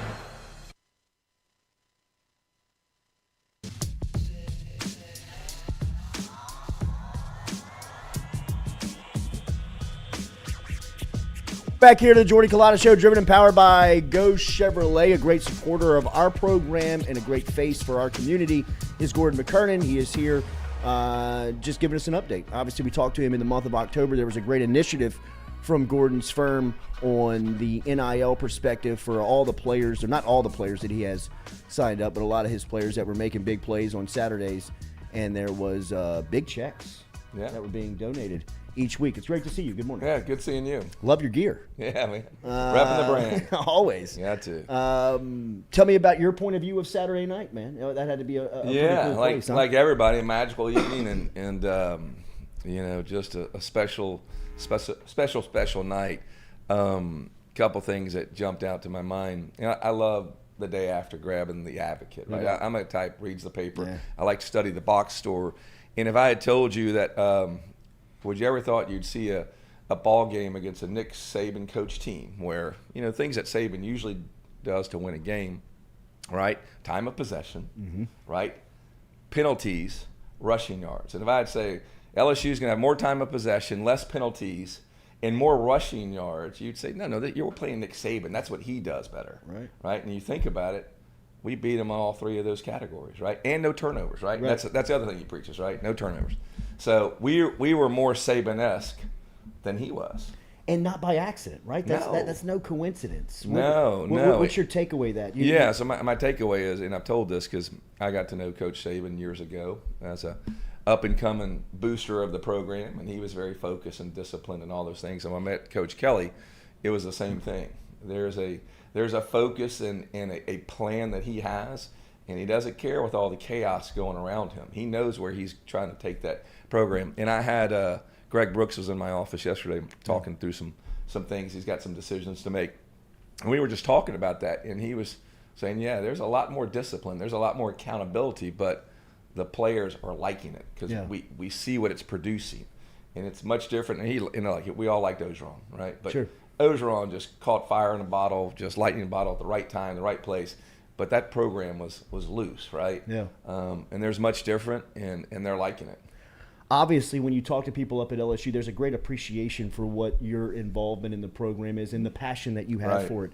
But there's also a secondary, it feels like, appreciation for the mentorship that you also provide for this. I think that conversation with Greg Brooks is good insight there. How much do you appreciate that part of what you're doing here? I'd imagine that you get a lot of phone calls of just, hey, what do I do? Or what do you think? Yeah, it's growing. I mean, there's a trust factor that's developed now over several months, and we haven't ever put any of the players in a bad light. We try to put them in a positive light. We let them know that we're here for them. If they have questions, if they need mentoring, if they need relationship building, we'll do that for them. And some of them take us up on it more than others. But for Greg to come to me and say, like, I'm thinking about going pro, I've got to weigh my options. You're a businessman. Give me your insight into it, right? Absolutely. And shared that with him, and he's going to make his decision here sometime this week, and I think he's going to make the right decision. Yeah, I do that at 40. I can imagine how advantage that would be at 20. Yeah, you know what I mean, to start having those conversations. It shows some maturity on him. Yeah, right? for It sure. does. You were a recruiter at the first part of this process. I'd imagine that people are now recruiting you. How does that how does that work? Oh, I don't know. Now in season. I mean, with the players that are having success, they were identified as signed NIL athletes with you. How much does that bring you attention? Yeah, I think it does, and I think I said one time, my doors are open for business. Right, I'm exploring new relationships with new players right now. I signed 2 players yesterday. I caught up in the emotion of the game, and 2 good guys, and I'm still talking with 2 more this week. Kind of a late season push to reward 2 guys in the beginning of the year that when I was evaluating, I didn't evaluate them high enough, and thinking about them and watching their play and productivity on and off the field. Josh Williams and B.J. Ojolari, I think. Wow. Really spectacular season, especially Josh from where he came from. And I really didn't know the story. And then a couple weeks back, my son, John Gordon, who was a walk-on 3 years ago, was a walk-on with him. Wow. And he had just said, Dad, like he's playing, that's the guy I was closest to, and they still talk and all this stuff. I said, really? And he's a good guy. And so just series of events, and then watching that block the other night, and Jaden referenced that block and just saying that's the type of guy he is. He's unselfish. He does everything. So I brought him in yesterday, and Christmas bonus. Yeah, just a great kid. And I say this to him. I said, Josh, I've got 2 5-star running backs in my Get Gordon's stable. 2 of them, Noah and Emory. I said, you beat out both of them, and you're a walk-on. I said, how'd you do that? And he kind of went through what you would expect. No, I just work hard, and I bring it every day, and I do that. And I said all that, and then he said something to the effect of, I see the game pretty cleanly and quickly, and I know where I'm supposed to be, and I know what's kind of happening around me, and I tend to be in the right spot at the right time. Yeah. And I think Coach Kelly sees that and can count on that. And when you think about that, and you think about Coach Kelly's comments on Harold Perkins, going, sometimes Harold may not be where he's supposed to be all the time, but somehow, some way, he's going to get to where the ball is before the end of the play, right? That's right. And so I think it's kind of that same thing with Josh. He's always going to be in the right spot. Harold's just unbridled energy and speed everywhere. Sure. You got to let him get there somehow, right? And he's going to make some mistakes, but it's enough of what he does on the good side that you'll let him do it. Let the Ferrari go. We've got we got that's right. We got a couple of listeners who have questions for you. Hashtag Ask Gordon inside of the huddle. A curious listener says, "Hey G, how long are these deals for? And if they transfer, what happens?" Yeah, so good question. And this is a trial and error process, Yeah, for sure. right? You're still in that part of it, right? Yeah. You've learned when you're signing 18 and 22-year-old kids that they may not be the most responsible all the time. I have to remind myself that my son is in that category. That's right. He does plenty of irresponsible things, so it's not unsurprising. So we have shortened these contracts to either 2-3 months, but they constantly roll over, right? It's a lot easier for me if I have a student athlete that doesn't fulfill his obligations to say, like, we're just not going to re-sign you, rather than try to terminate a contract, and that's messy. So they're just constantly revolving so that I make sure they do what they're supposed to. We have a residency requirement in the contract, right? So you can't, the NCAA won't let you say you've got to play for LSU to get paid, right? But our thought around that is, like, as long as you're in a zip code. Yeah, in the state of Louisiana, we'll pay you, right? Because that's what we're paying for, is our client base throughout the state of Louisiana to be influenced by these student athletes. So, has your phone started to ring from players that thought about going to LSU that ended up at other schools that find out that they are unhappy? How do you handle those conversations? Well, that's a new dynamic that has. It's a $1 million question. Yeah, I mean, nobody was expecting LSU to be in this boat, right? And now you can see the wave building, and people are projecting what's going to happen over the next few years. You got best facilities in the country, you got some of the best talent in the country here, and people want back in, right? And we've started getting some calls and need to work through the legal and NCAA rules to make sure we don't do anything wrong. You have branded yourself and are one of Louisiana's top lawyer. People recognize that when they see you. Right. You're much more than a lawyer, right? Yeah. You are a marketer. You're a manager. Right. When you see the commercial that runs during this show, you see the amount of employees that is in your office. It looks a lot like a locker room. There's over 100 people in there. Right. How much do you look at BK's management style? How much do you look at successful people that oversee an operation like yours to maybe see what goes well and see what works? Right. I do that a lot. I mean, I try to imitate successful people. And it might be in a marketing aspect, and it might be in a management aspect. And you just kind of take bits and pieces when you're talking to someone and see how they do. And it might be something as simple as another successful person after a meeting calls me and thanks me for meeting with them, right? And I file that away. And I want to be appreciative when I meet with people. So I'll call and say, thanks for the meeting. But just those little things like that. I think one of the big things is any business owner is making decisions and making them quickly, right? I tend not to wait too long. I go with my gut, make it. Most of the time it's right, but you do pick up things like that from guys like Brian and others. Hashtag Ask Gordon. How different is each deal? Hashtag Get Gordon. The basics are the same, because we can't, to derive value as a business owner or a company. There's not a whole lot you can have them do, right? So you can have them post on social medias and do videos on social media, right? You can put them in a TV commercial. You can put them on a billboard. You can have them show up for events, a football signing or a charity. Like I'm trying to get our guys together for Thanksgiving and do some meal giveaways, right? So those are the 4 or 5 little areas where you can do it. And the difference is typically in the amount of things they have to do to earn the income, right? So I'm meeting with Josh yesterday, right? Josh has a few thousand followers on Instagram, and I don't remember Twitter. Kayshawn has 70,000 followers, right? So 15 times the reach or whatever. So Kayshawn doesn't have to do as much to get paid, right? And Kayshawn can get paid a lot more for doing less, right? So all of these athletes I meet with, I said, build your brand. Go out there, and if you want to get paid more, get on your social media. Do positive things. Make good decisions. And let your brand build. Hashtag Ask Gordon. Have you met with Jaden yet? I am scheduled to meet with his mother in 45 minutes. There you go. So, and the dad was in town for the game. Yeah, so scheduled to meet. I would love to. Like I said, I signed BJ and Josh. I would love to put a deal together with Mason and Jaden and visited with and Mason Taylor. Yeah. Visit with because you already had Mason Smith, right? Yeah. Visit with Mason's folks, his agents and people yesterday, which is a whole other dynamic now you have to deal with.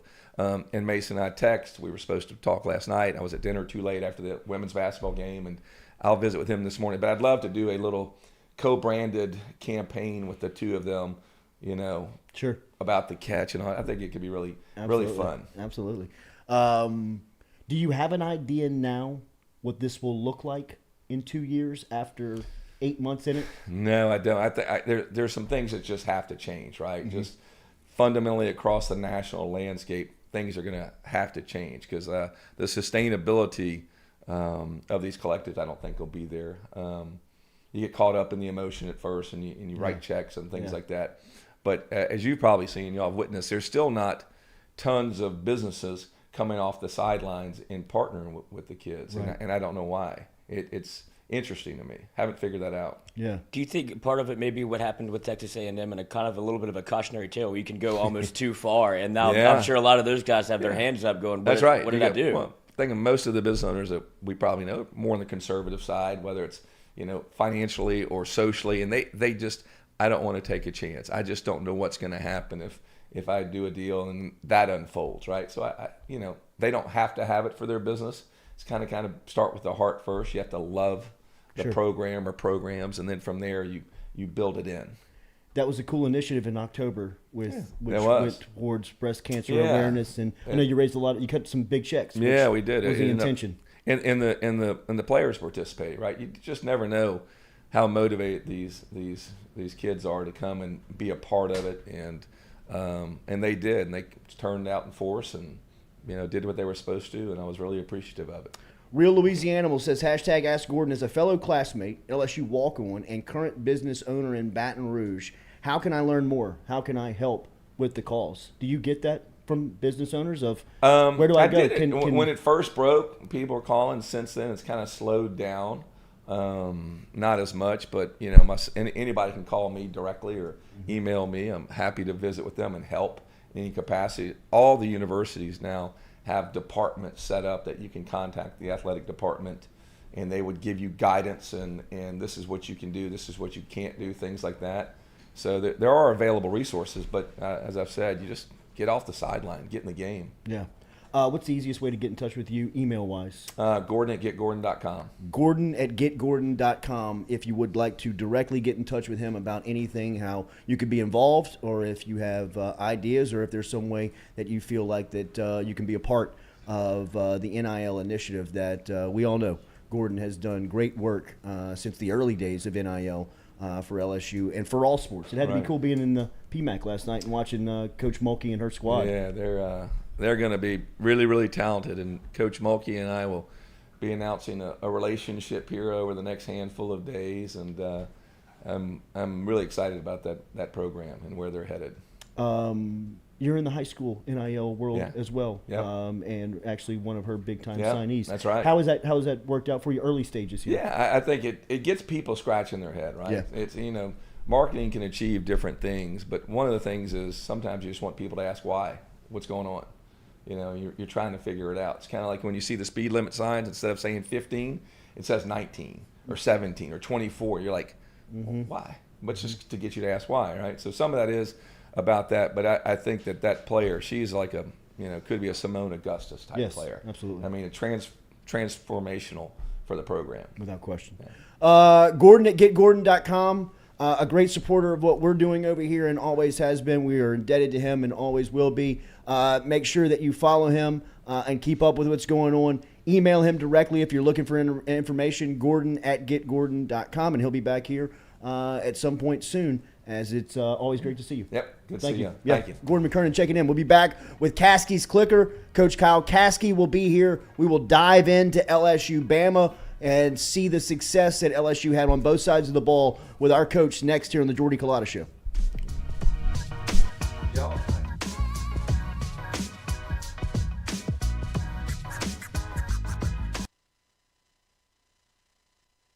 I ended up at a lunch yesterday with 3 suits from WAFB. In the J's?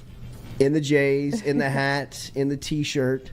I thought I was going to meet one suit, and we actually showed up to the same restaurant that 2 other suits were eating at. We all conjoined table and had an executive lunch with everybody from WAFB. A lot of good return on the show early on. A lot of good feedback. They think we ought to start fining for cursing in the first hour. Fining who? Fining for whoever does it. Like fining each other? Yeah. Like we're going to have a swear jar? A swear jar. Okay. Tough. 7 a.m. between the 7 and 8 a.m. hour. It's Lloyd that would That's have exactly the what they problem. said. So That's exactly what they said. The suit said. He said, Lloyd pushes the envelope on the cussing thing we've talked about. Hey, how's the show? We're all kind of like passing the bread, you know what I mean? Like early, like I'm just trying to like fit in at this table. And they're like, oh yeah, the show's good. What's the guy in on the couch? What's Lloyd? Is it Lloyd? Yeah, Lloyd. What about him? He sure does push the line on the cussing thing, doesn't he? Which, by the way, there's no rules to our contract at WAFB that states that we can't cuss at a certain time, or we've got to change the show at any point. There's been no discussions of changing anything that we do from WAFB. And the nucleus of LSU's team has to be from Louisiana. You can look up every championship run, and the nucleus of all of those squads have been from the state. You've always had outside influences, whether it's been Brandon LaFell or Joe Burrow. You know what I mean? Like, pick the one that you want to bring in. But there's always been that one big time player. I think that the weekend that LSU had this past weekend, where they brought in like Ashton Stamps from Rummel, who's a DB from New Orleans, 3-star guy, but you've seen his recruitment really start to pick up. But then when you look at what they did outside of the area, and look, I'm big on guarding the state. Get Louisiana first, and then build your class outside of that. But if you can go into other states and you can take, teams, states' best players, like LSU did over the weekend. Jackson Howard's the number 1 player in Minnesota. Minnesota doesn't have any football.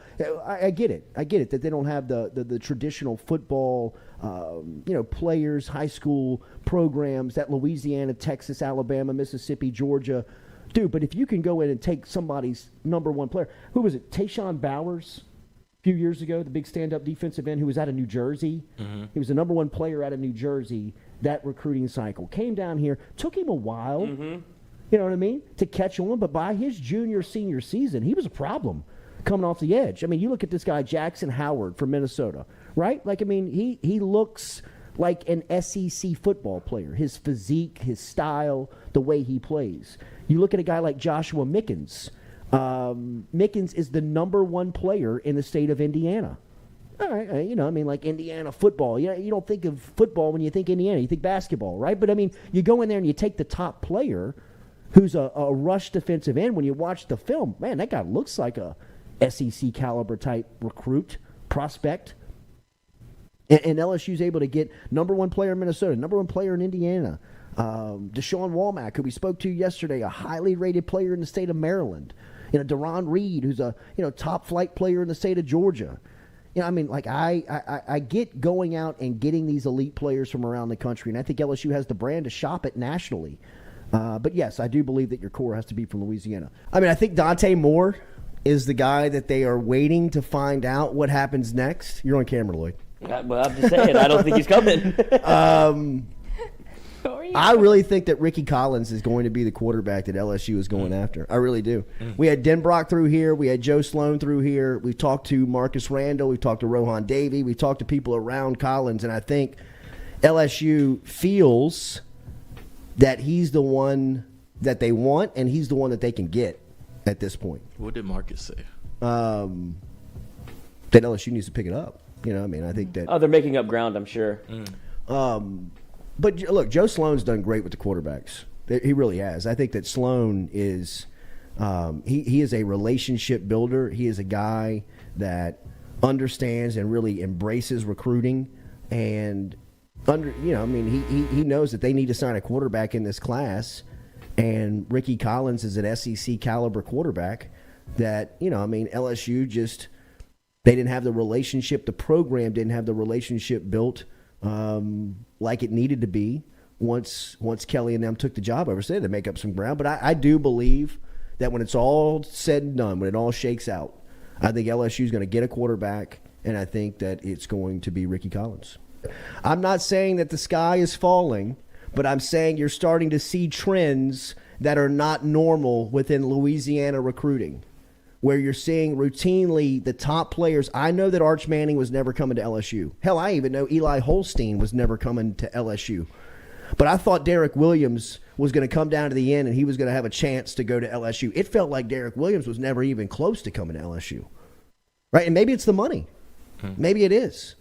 I don't know what the deciding factor is. I know this, that after last night, I got some reaction from some college coaches around the country that just saw it, and they have Louisiana ties. It's nobody that's like watching the show looking. It's people that are just curious about what's going on at LSU and have Louisiana ties that are on staffs right now at Power 5 schools, and said, bro, you're spot on when you're talking about Frank Wilson. As somebody that is recruiting against LSU, that is going into Louisiana, we're looking around and we see purple and gold polos coming through the schools, and everybody's wondering, why isn't Frank here? Why isn't Frank in Louisiana?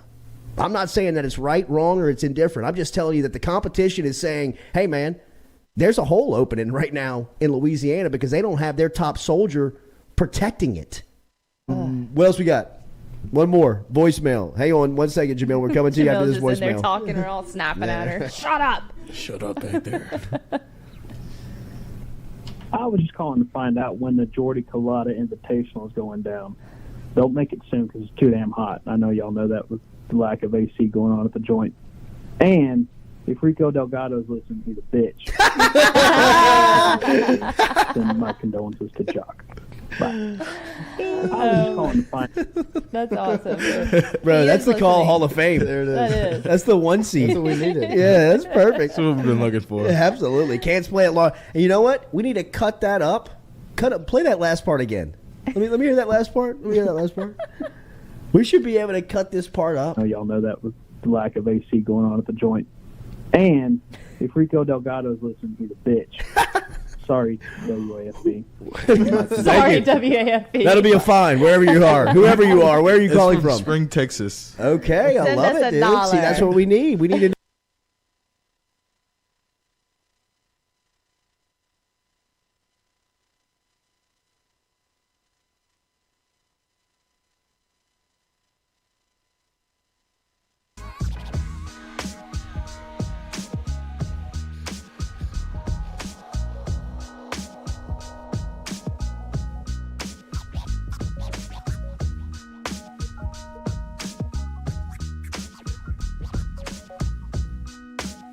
All right, welcome back here to the Jordy Culotta Show, driven and powered by Go Chevrolet. Shout out to the G, Gordon McKernan, for stopping in here this morning, giving us an update on NIL. Always good to see him rocking the gear here on this Tuesday morning.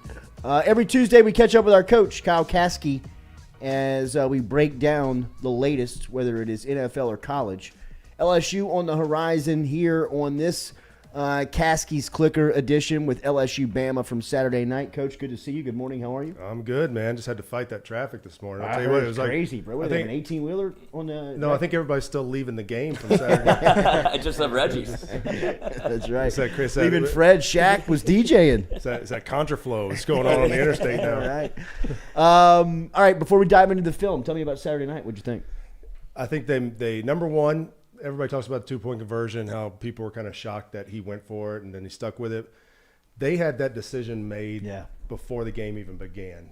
They said if we get to a point where at the end of the game it's 2 points to win, they were going to do it. And they had that play figured out. They knew what they were going to do. And his quote was fantastic. If you would have told him that before the game, he would have taken it 100 out of 100 times. You got one play to beat Bama. Here you go. And they run. How many 2-point plays are in the hopper each game that you trust? So usually you have a red zone plan, and you have your really tight red zone plan that's inside the 5.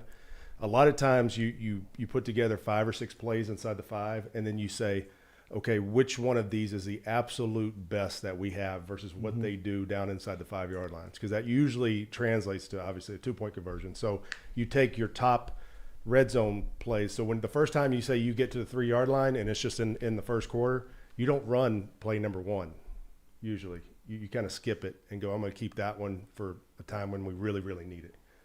So it's one or two. Is that play become their primary play? I mean, was that the same play that they scored on an OT that they run routinely where they get their tight end or someone into the flat and give Jaden the option of run pass? And defensively, it's as unguardable because of LSU's personnel that I can find in the sport right now, right? When you find teams that play that man coverage that they were doing down there, and they were kind of almost in a bracketish man coverage down there. It wasn't really a true zero, but it was they were trying to get in and outs on a lot of people over there with that grouping of receivers that was to the right. And what ended up happening was when you motion those tight ends around over there, somebody's got to follow them, and that's when the quarterback knows. And that's the key. That's the key. So then you realize, okay, we got what we want, and you just hope you execute it at that point. But when you play a team like Bama that has a ton of that man coverage, like Bama, I believe if you really went and watched it, I think it's the same defense they ran against A&M at that last play of the game. It was just a different formation, so it didn't necessarily look exactly the same. But against was it Ole Miss that they ran the tight end? They had the sniffer formation over there on the left. Mm-hmm. They ran them back and ran into the flat, and so it's the same idea. It's the same thought process of what they were doing there. They were creating a ton of stuff that somebody has to run through to go cover that guy run to the flat. And the good thing they did, and I've got that as part of my big show, but they brought the tight end and they motioned him back and then he went on a dead sprint on the snap. So, you motion him in and that leveraged him. That momentum when he took off straight running to the flat with he had zero regard for anything that was in his way. He was going to that front pylon, and that's how you beat him. I mean, he backed to the end zone, just kind of fell back into it. But I mean, that's exactly what you want to do. You wanted to throw that ball where it was him or nobody. Yep. And if he caught it, he could use that big Fall body. in. He could use that big body of his to do a glancing blow into the end zone. I thought it was well executed. But again, if you asked them on Friday, what are we doing if it comes down to that, they would have told you right now we're going for two. Like they had it in their mind. And I think the other thing and this is more going into this week, is you can't let Saturday night affect this Saturday. This has got to be something where if you want to be the team you're going to be, and I think Brian Kelly's probably telling us the exact same thing, if you guys want to be the LSU team that you think you are and we all want you to be, this is the game that you got to go and you don't only have to win this game, you need to go up there and make a statement again, because it's not don't go up there and just sleepwalk through this thing like, hey, we're the big dogs now. Have you ever seen a play called on the sideline at the end of the first half, that rule in football? You've been around football for a long time. You've seen it at many angles. Have you ever seen that? I've never seen. Did you know that was a rule? I knew that the guy who fumbled it or whatever had to be the one to recover it and all that stuff. But like the whole thing about being out of bounds and touching the ball, like if you're out of bounds, you should be done. Dead. Like you're dead. You're done. You don't count for that play. If you touch the ball, then that should be a penalty. Illegal. Should be a penalty on you. Yeah, what's stopping somebody on the sidelines from just touching a fumble? Exactly. I think that's the thing that's got to be brought up is that's like the guy who runs off the sideline to make a tackle. Tripped a guy in the open field. Yeah. How is the guy who just went out of bounds any more eligible than the guy who was out of bounds to start with? But I think you mentioned on yesterday's show, you said something like the radio said it was an illegal fumble. Yeah. Well, as a former running back coach, all fumbles should be illegal. I mean, the guy, he's like, they're seeing it's an illegal fumble. I'm like, what the fuck is an illegal fumble? They're all making up words now. Hey, they were all illegal when I was going. Listen, that's illegal, man. Get out. No, but I've never seen anything like that. Whatever that is, they got to fix that. That was the worst. That was because that really could have turned the game. I mean, it ended up being if they score a touchdown, it's over. Yeah, exactly. That's what I'm saying. It could have been a big turning point in the entire SEC season. You're talking about Bama wins that game. They're going to Atlanta most likely. Absolutely. Well, now now obviously it's switched, and it came down to literally if they wouldn't have held them to a field goal. Thank God they played 40. I know. 62 plays or something, right? 67. 67? Yeah. Hey, that's him and BJ Ojulari alone accounted for 19 tackles, 7 hurries, and 2 sacks. Harold's numbers. That's 58 plays more than Tennessee. Yeah. Okay. Yeah. What was the Win score the to that game. one? Yeah. Right. All right, let's dive in. All right. Well, so just teasing this thing for today. Going into LSU's defense. Ah, beautiful. So we had some things that as the LSU defense, everybody wants to talk about Perkins. Everybody wants to talk about what they were doing to create havoc with him. But the other thing that they did that was really, really good was they got into Bryce Young's head from a lot of different angles. Early. And this right here, so if you watch here, they're bringing a safety blitz. So this safety is blitzing from pretty deep. I mean, Jay Ward. he's coming from way back here.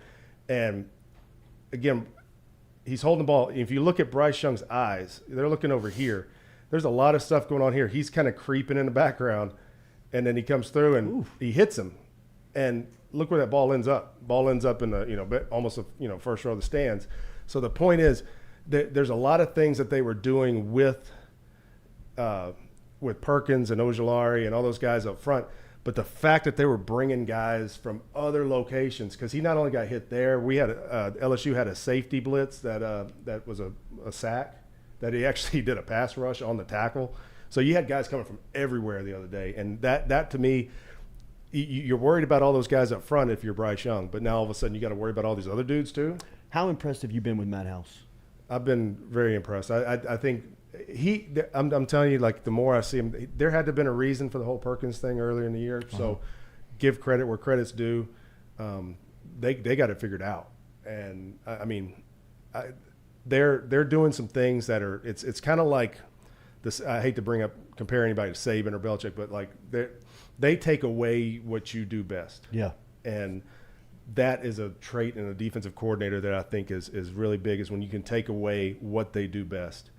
I want you to watch this play here, because Bryce Young is actually reading Perkins right here. So he's actually the run read, and they're running like a weak side counter play right here.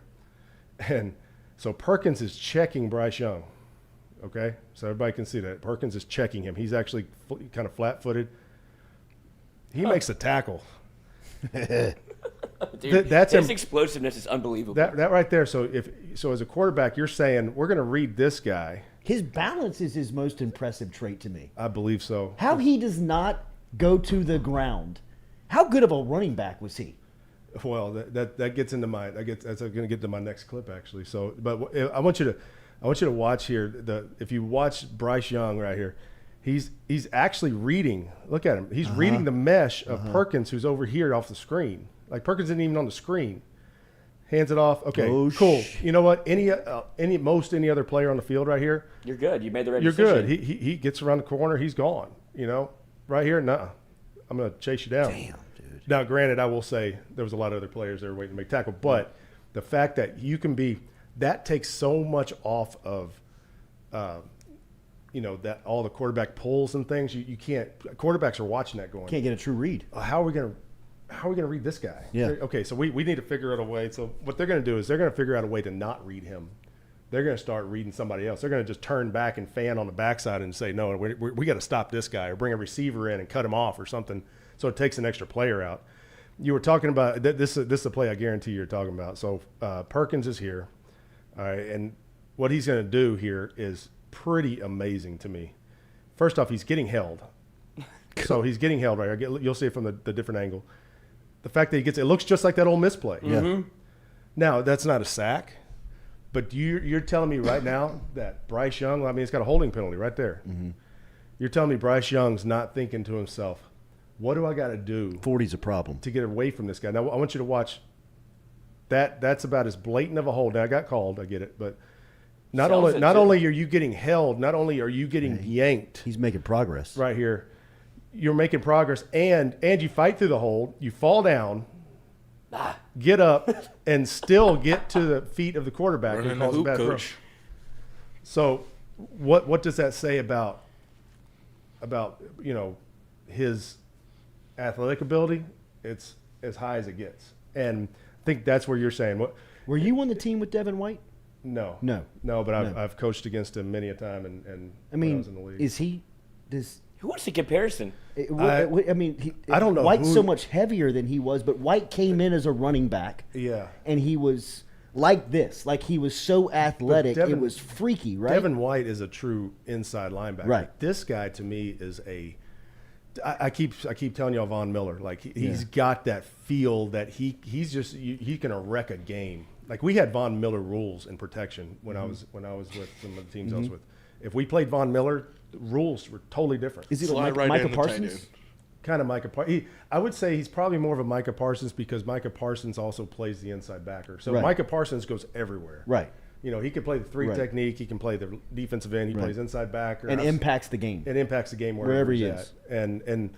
I'll get into something too that in the bigger show. I got the offense coming up, but with Perkins, they do that spy technique, and everybody wants to talk about man, he's spying and his acceleration to get to the quarterback. Well, he's also spying and dropping back into coverage. Yeah. So not only now, if you're the quarterback, are you okay? Is he just coming to get me? So if I just stand in the pocket, I got him beat because he's just going to stand there. If I move, then he's going to come get me. So I'm not going to move. I'm cool.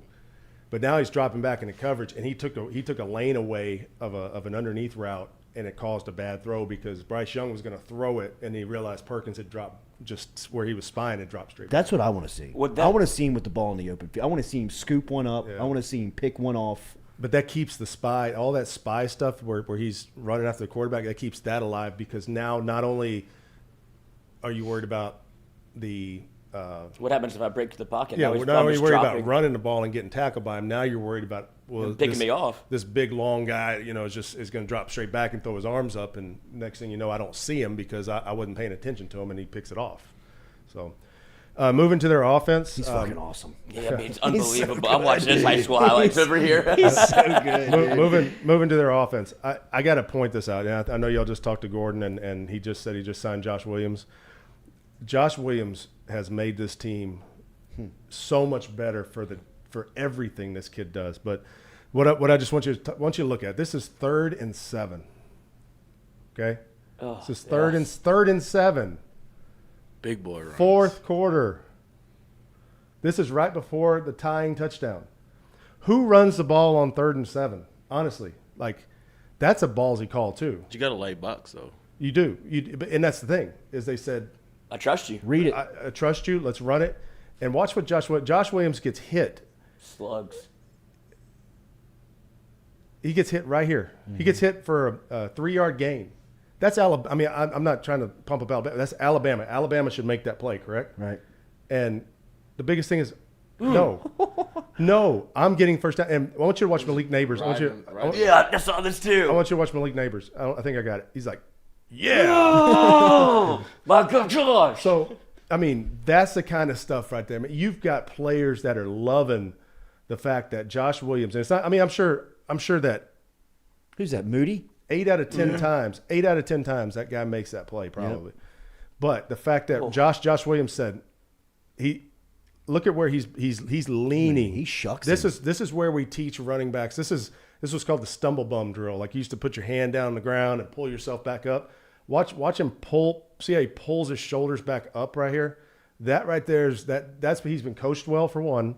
Number 2 is he understands for him to get his balance back, he's got to get his shoulder and his head back up so that he can finish. And then right here, just he lowers his shoulder again. I mean, 2-0 is a player, bro. And the biggest thing is he's not going to allow strip. He's not going to allow. And then right here, roll with pressure. Okay, I want to explain this. This is something I know people. I saw some message boards saying that I'm full of just jargon. Well, you know what? I am full of jargon right now. I'm going to teach you something. So if you don't know jargon, I'm teaching you jargon right now. All right. So you see how this guy's yanking him this way. So a lot of players will want to fight and keep trying to get yardage. Well, that's when that ball gets yanked and gets ripped out. It's exposed. So what happens is you see right here, he rolls with the pressure right here and says, "Okay, I got what I needed. Now I'm going to get down. Now we got the ball." So that's called rolling with pressure because you're letting him take you the way he wants to take you, but you're securing the ball because you're not yanking against it right there. And there's a lot of running backs that fumble when they try to go against pressure. Roll with it, don't resist it. Right here, this is a huge sideline catch right here. But again, I'm gonna piggyback off of Josh Williams here for a second. I want you to watch this kid right here. This is the throw of the night. Is this the throw of the night for him? Yeah. But to yes. Malik? Oh yeah, no doubt. This is the throw of the night. But I want you to watch what gets him the throw of the night. Yeah. I want you to watch Josh Williams right here. Bink. Bink. I mean, that to me, like, You got that's drafted. That's literally like, I mean, you're upside down. He got that guy upside down. He flipped that guy with that cut. That's perfect cut technique. And then this right here, high point and understanding where you are on the sideline. Saban's about to fall out on the sideline right there. Look, Eli Ricks is asking for a push off. Yeah. So What just happened? So right here, I guarantee if you talk to anybody, they would tell you right now. See how he's basically right on the sideline. Yeah. A lot of coaches will probably tell you to restack just a touch so you give yourself a little bit more room. But what he does here is you see how when he goes up, he catches it. Now watch the way. See how he's turned his body back into the field. That's a catch on Sunday. He's not turning. He didn't turn his body this way into the defender. He turned away from the defender, but he also was able to get that one toe down, which is all that matters. See how he turns away from the defender. He's got that 1 foot down, which is all you need. You know, obviously in the NFL, so he's going to have to learn this in a couple of years. You got to get that other toe down too. But again, it doesn't matter at this level. So, but that to me is that's why you brought that kid. You know, everybody gave him such a hard time for dropping those punts and things early in the year. Who cares?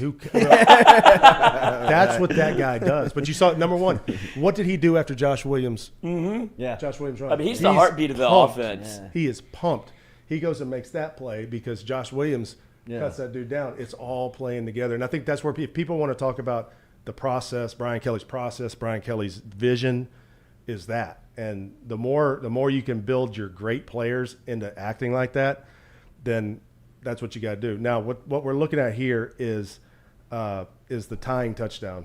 So when Kayshawn runs across, see how they all bump over? So there's really no deep safety here. So what they're assuming at this point now is the way that they're all aligned. See how they're kind of outside leverage on everybody? They're basically saying these three are going to cover these three when it was all said and done. That's what the quarterback's thinking. So a big man coverage route is to run a corner route with something underneath. All right. And so what they end up doing is you can see where they end up running that corner route and see how this guy fell off. So this guy was actually covering, but he was off coverage on the outside guy.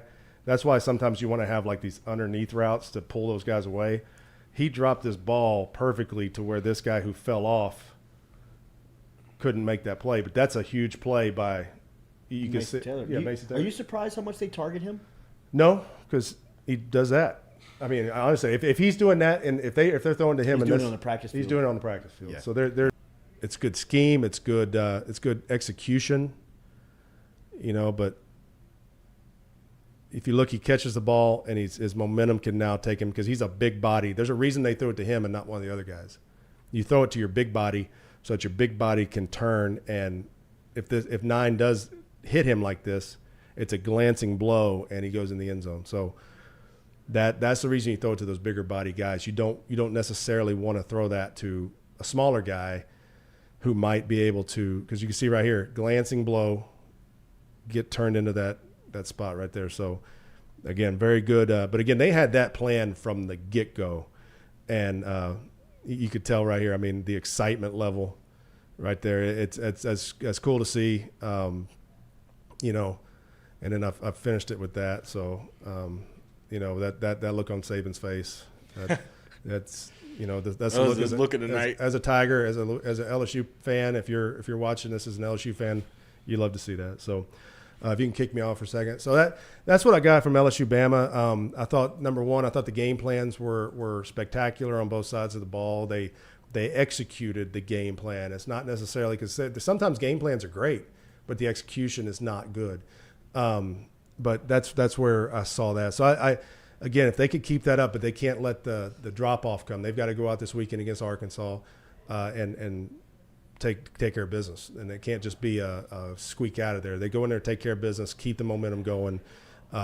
So again, I want to thank everybody for coming on. I do have one more segment coming up.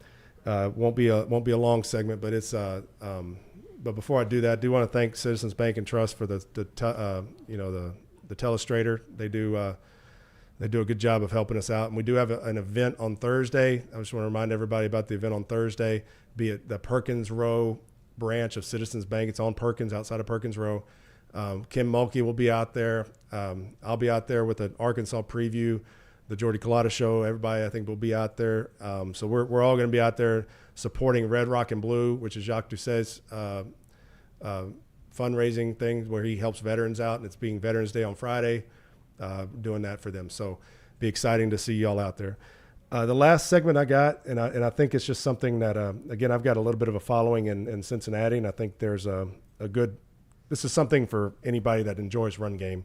But Joe Mixon had a major coming out party on Sunday, and why did it happen? What was good about it? Well, they gave him the ball for one.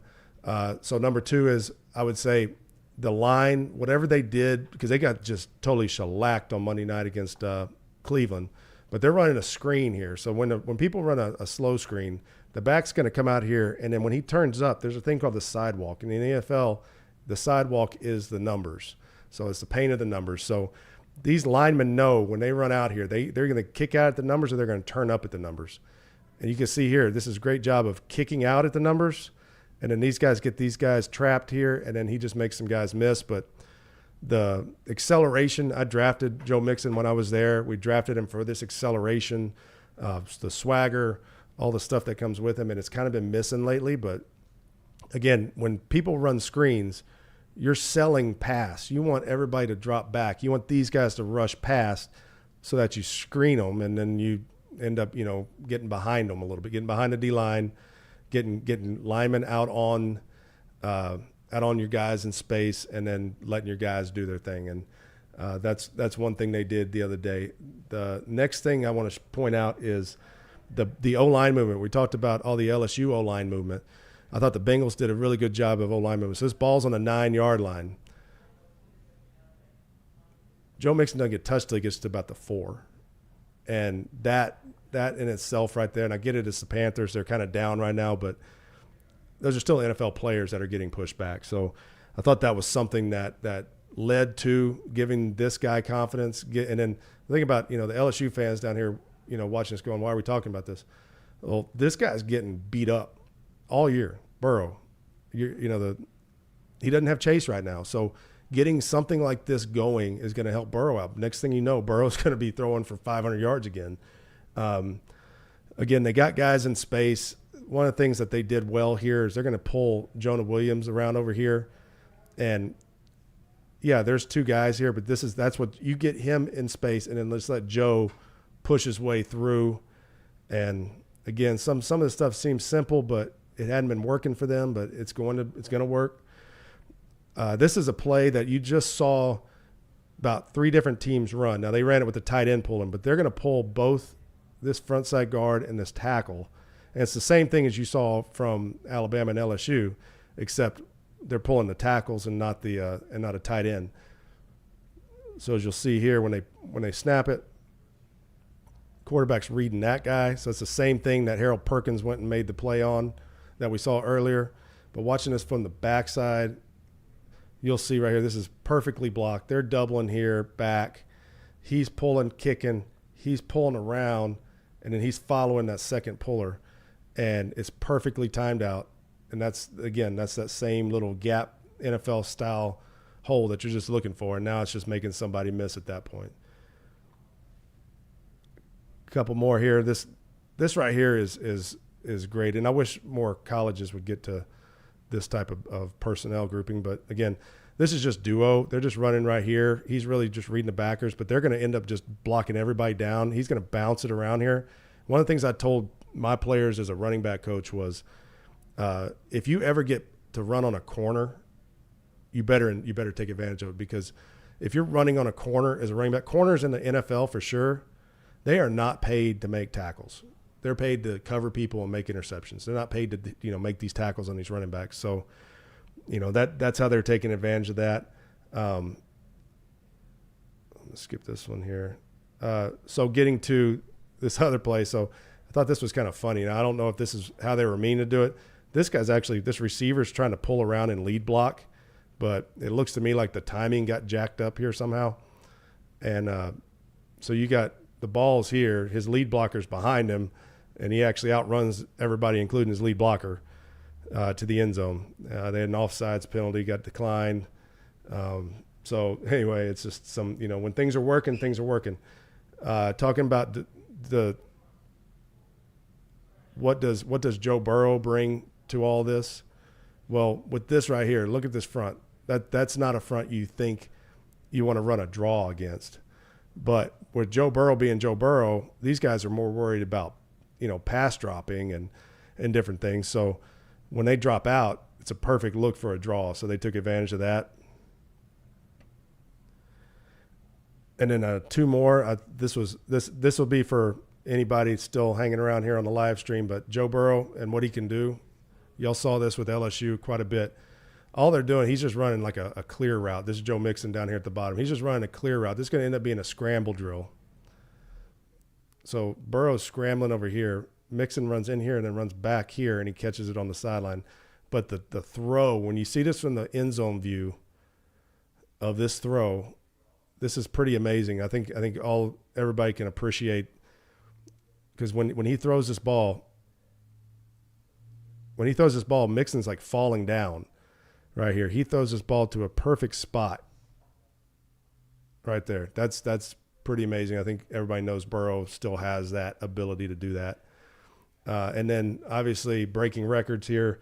The 5th touchdown, it's the same exact play you saw a minute ago where they're all blocking, and then he ends up bouncing, and you get him outside, get him on the corner, get him out, run the edge, and that's where that corner is. Number 8, same guy. Didn't really want anything to do with him. So number 8's over here. He's a corner. So he bounces it. He knows when he bounces it, he has this guy to beat. And there he goes. So that's 5 touchdowns. That's an impressive day by that guy. And he's right here. He's counting 1, 2, 3, 4, 5. So anyway, you can kick me off there. Yeah, I just want to go into that. Obviously, I've got a soft spot in my heart for Joe Mixon because I drafted him. I coached him for 2 years. Keep up with him. So just wanted to throw that out there. Do appreciate everybody coming on to Caskey's Clicker today. Did not get any Saints today. I apologize for that. Film came in really late, obviously, from a Monday night game. I'll look through it, see if there's anything worth going through a 24-12 game or whatever it was. And if there is, I'll get it out there. If not, Arkansas preview be this Thursday. Come out to Citizens Bank on Perkins Road over at Perkins Row. We'll see you out there. It's from 11 to 4 on Thursday. Love to see you out there. We'll have Arkansas preview, and I will get that uploaded later in the week as well. So with that, I'm signing off. Caskey's Clicker.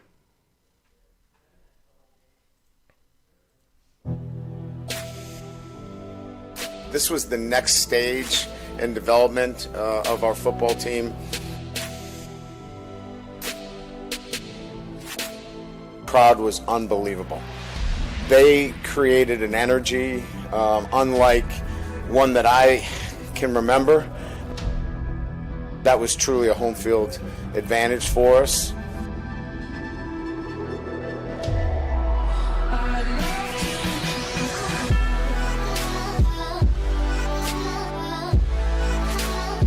I'm willing to do anything for this group because I think that they have shown that they'll make it happen some way.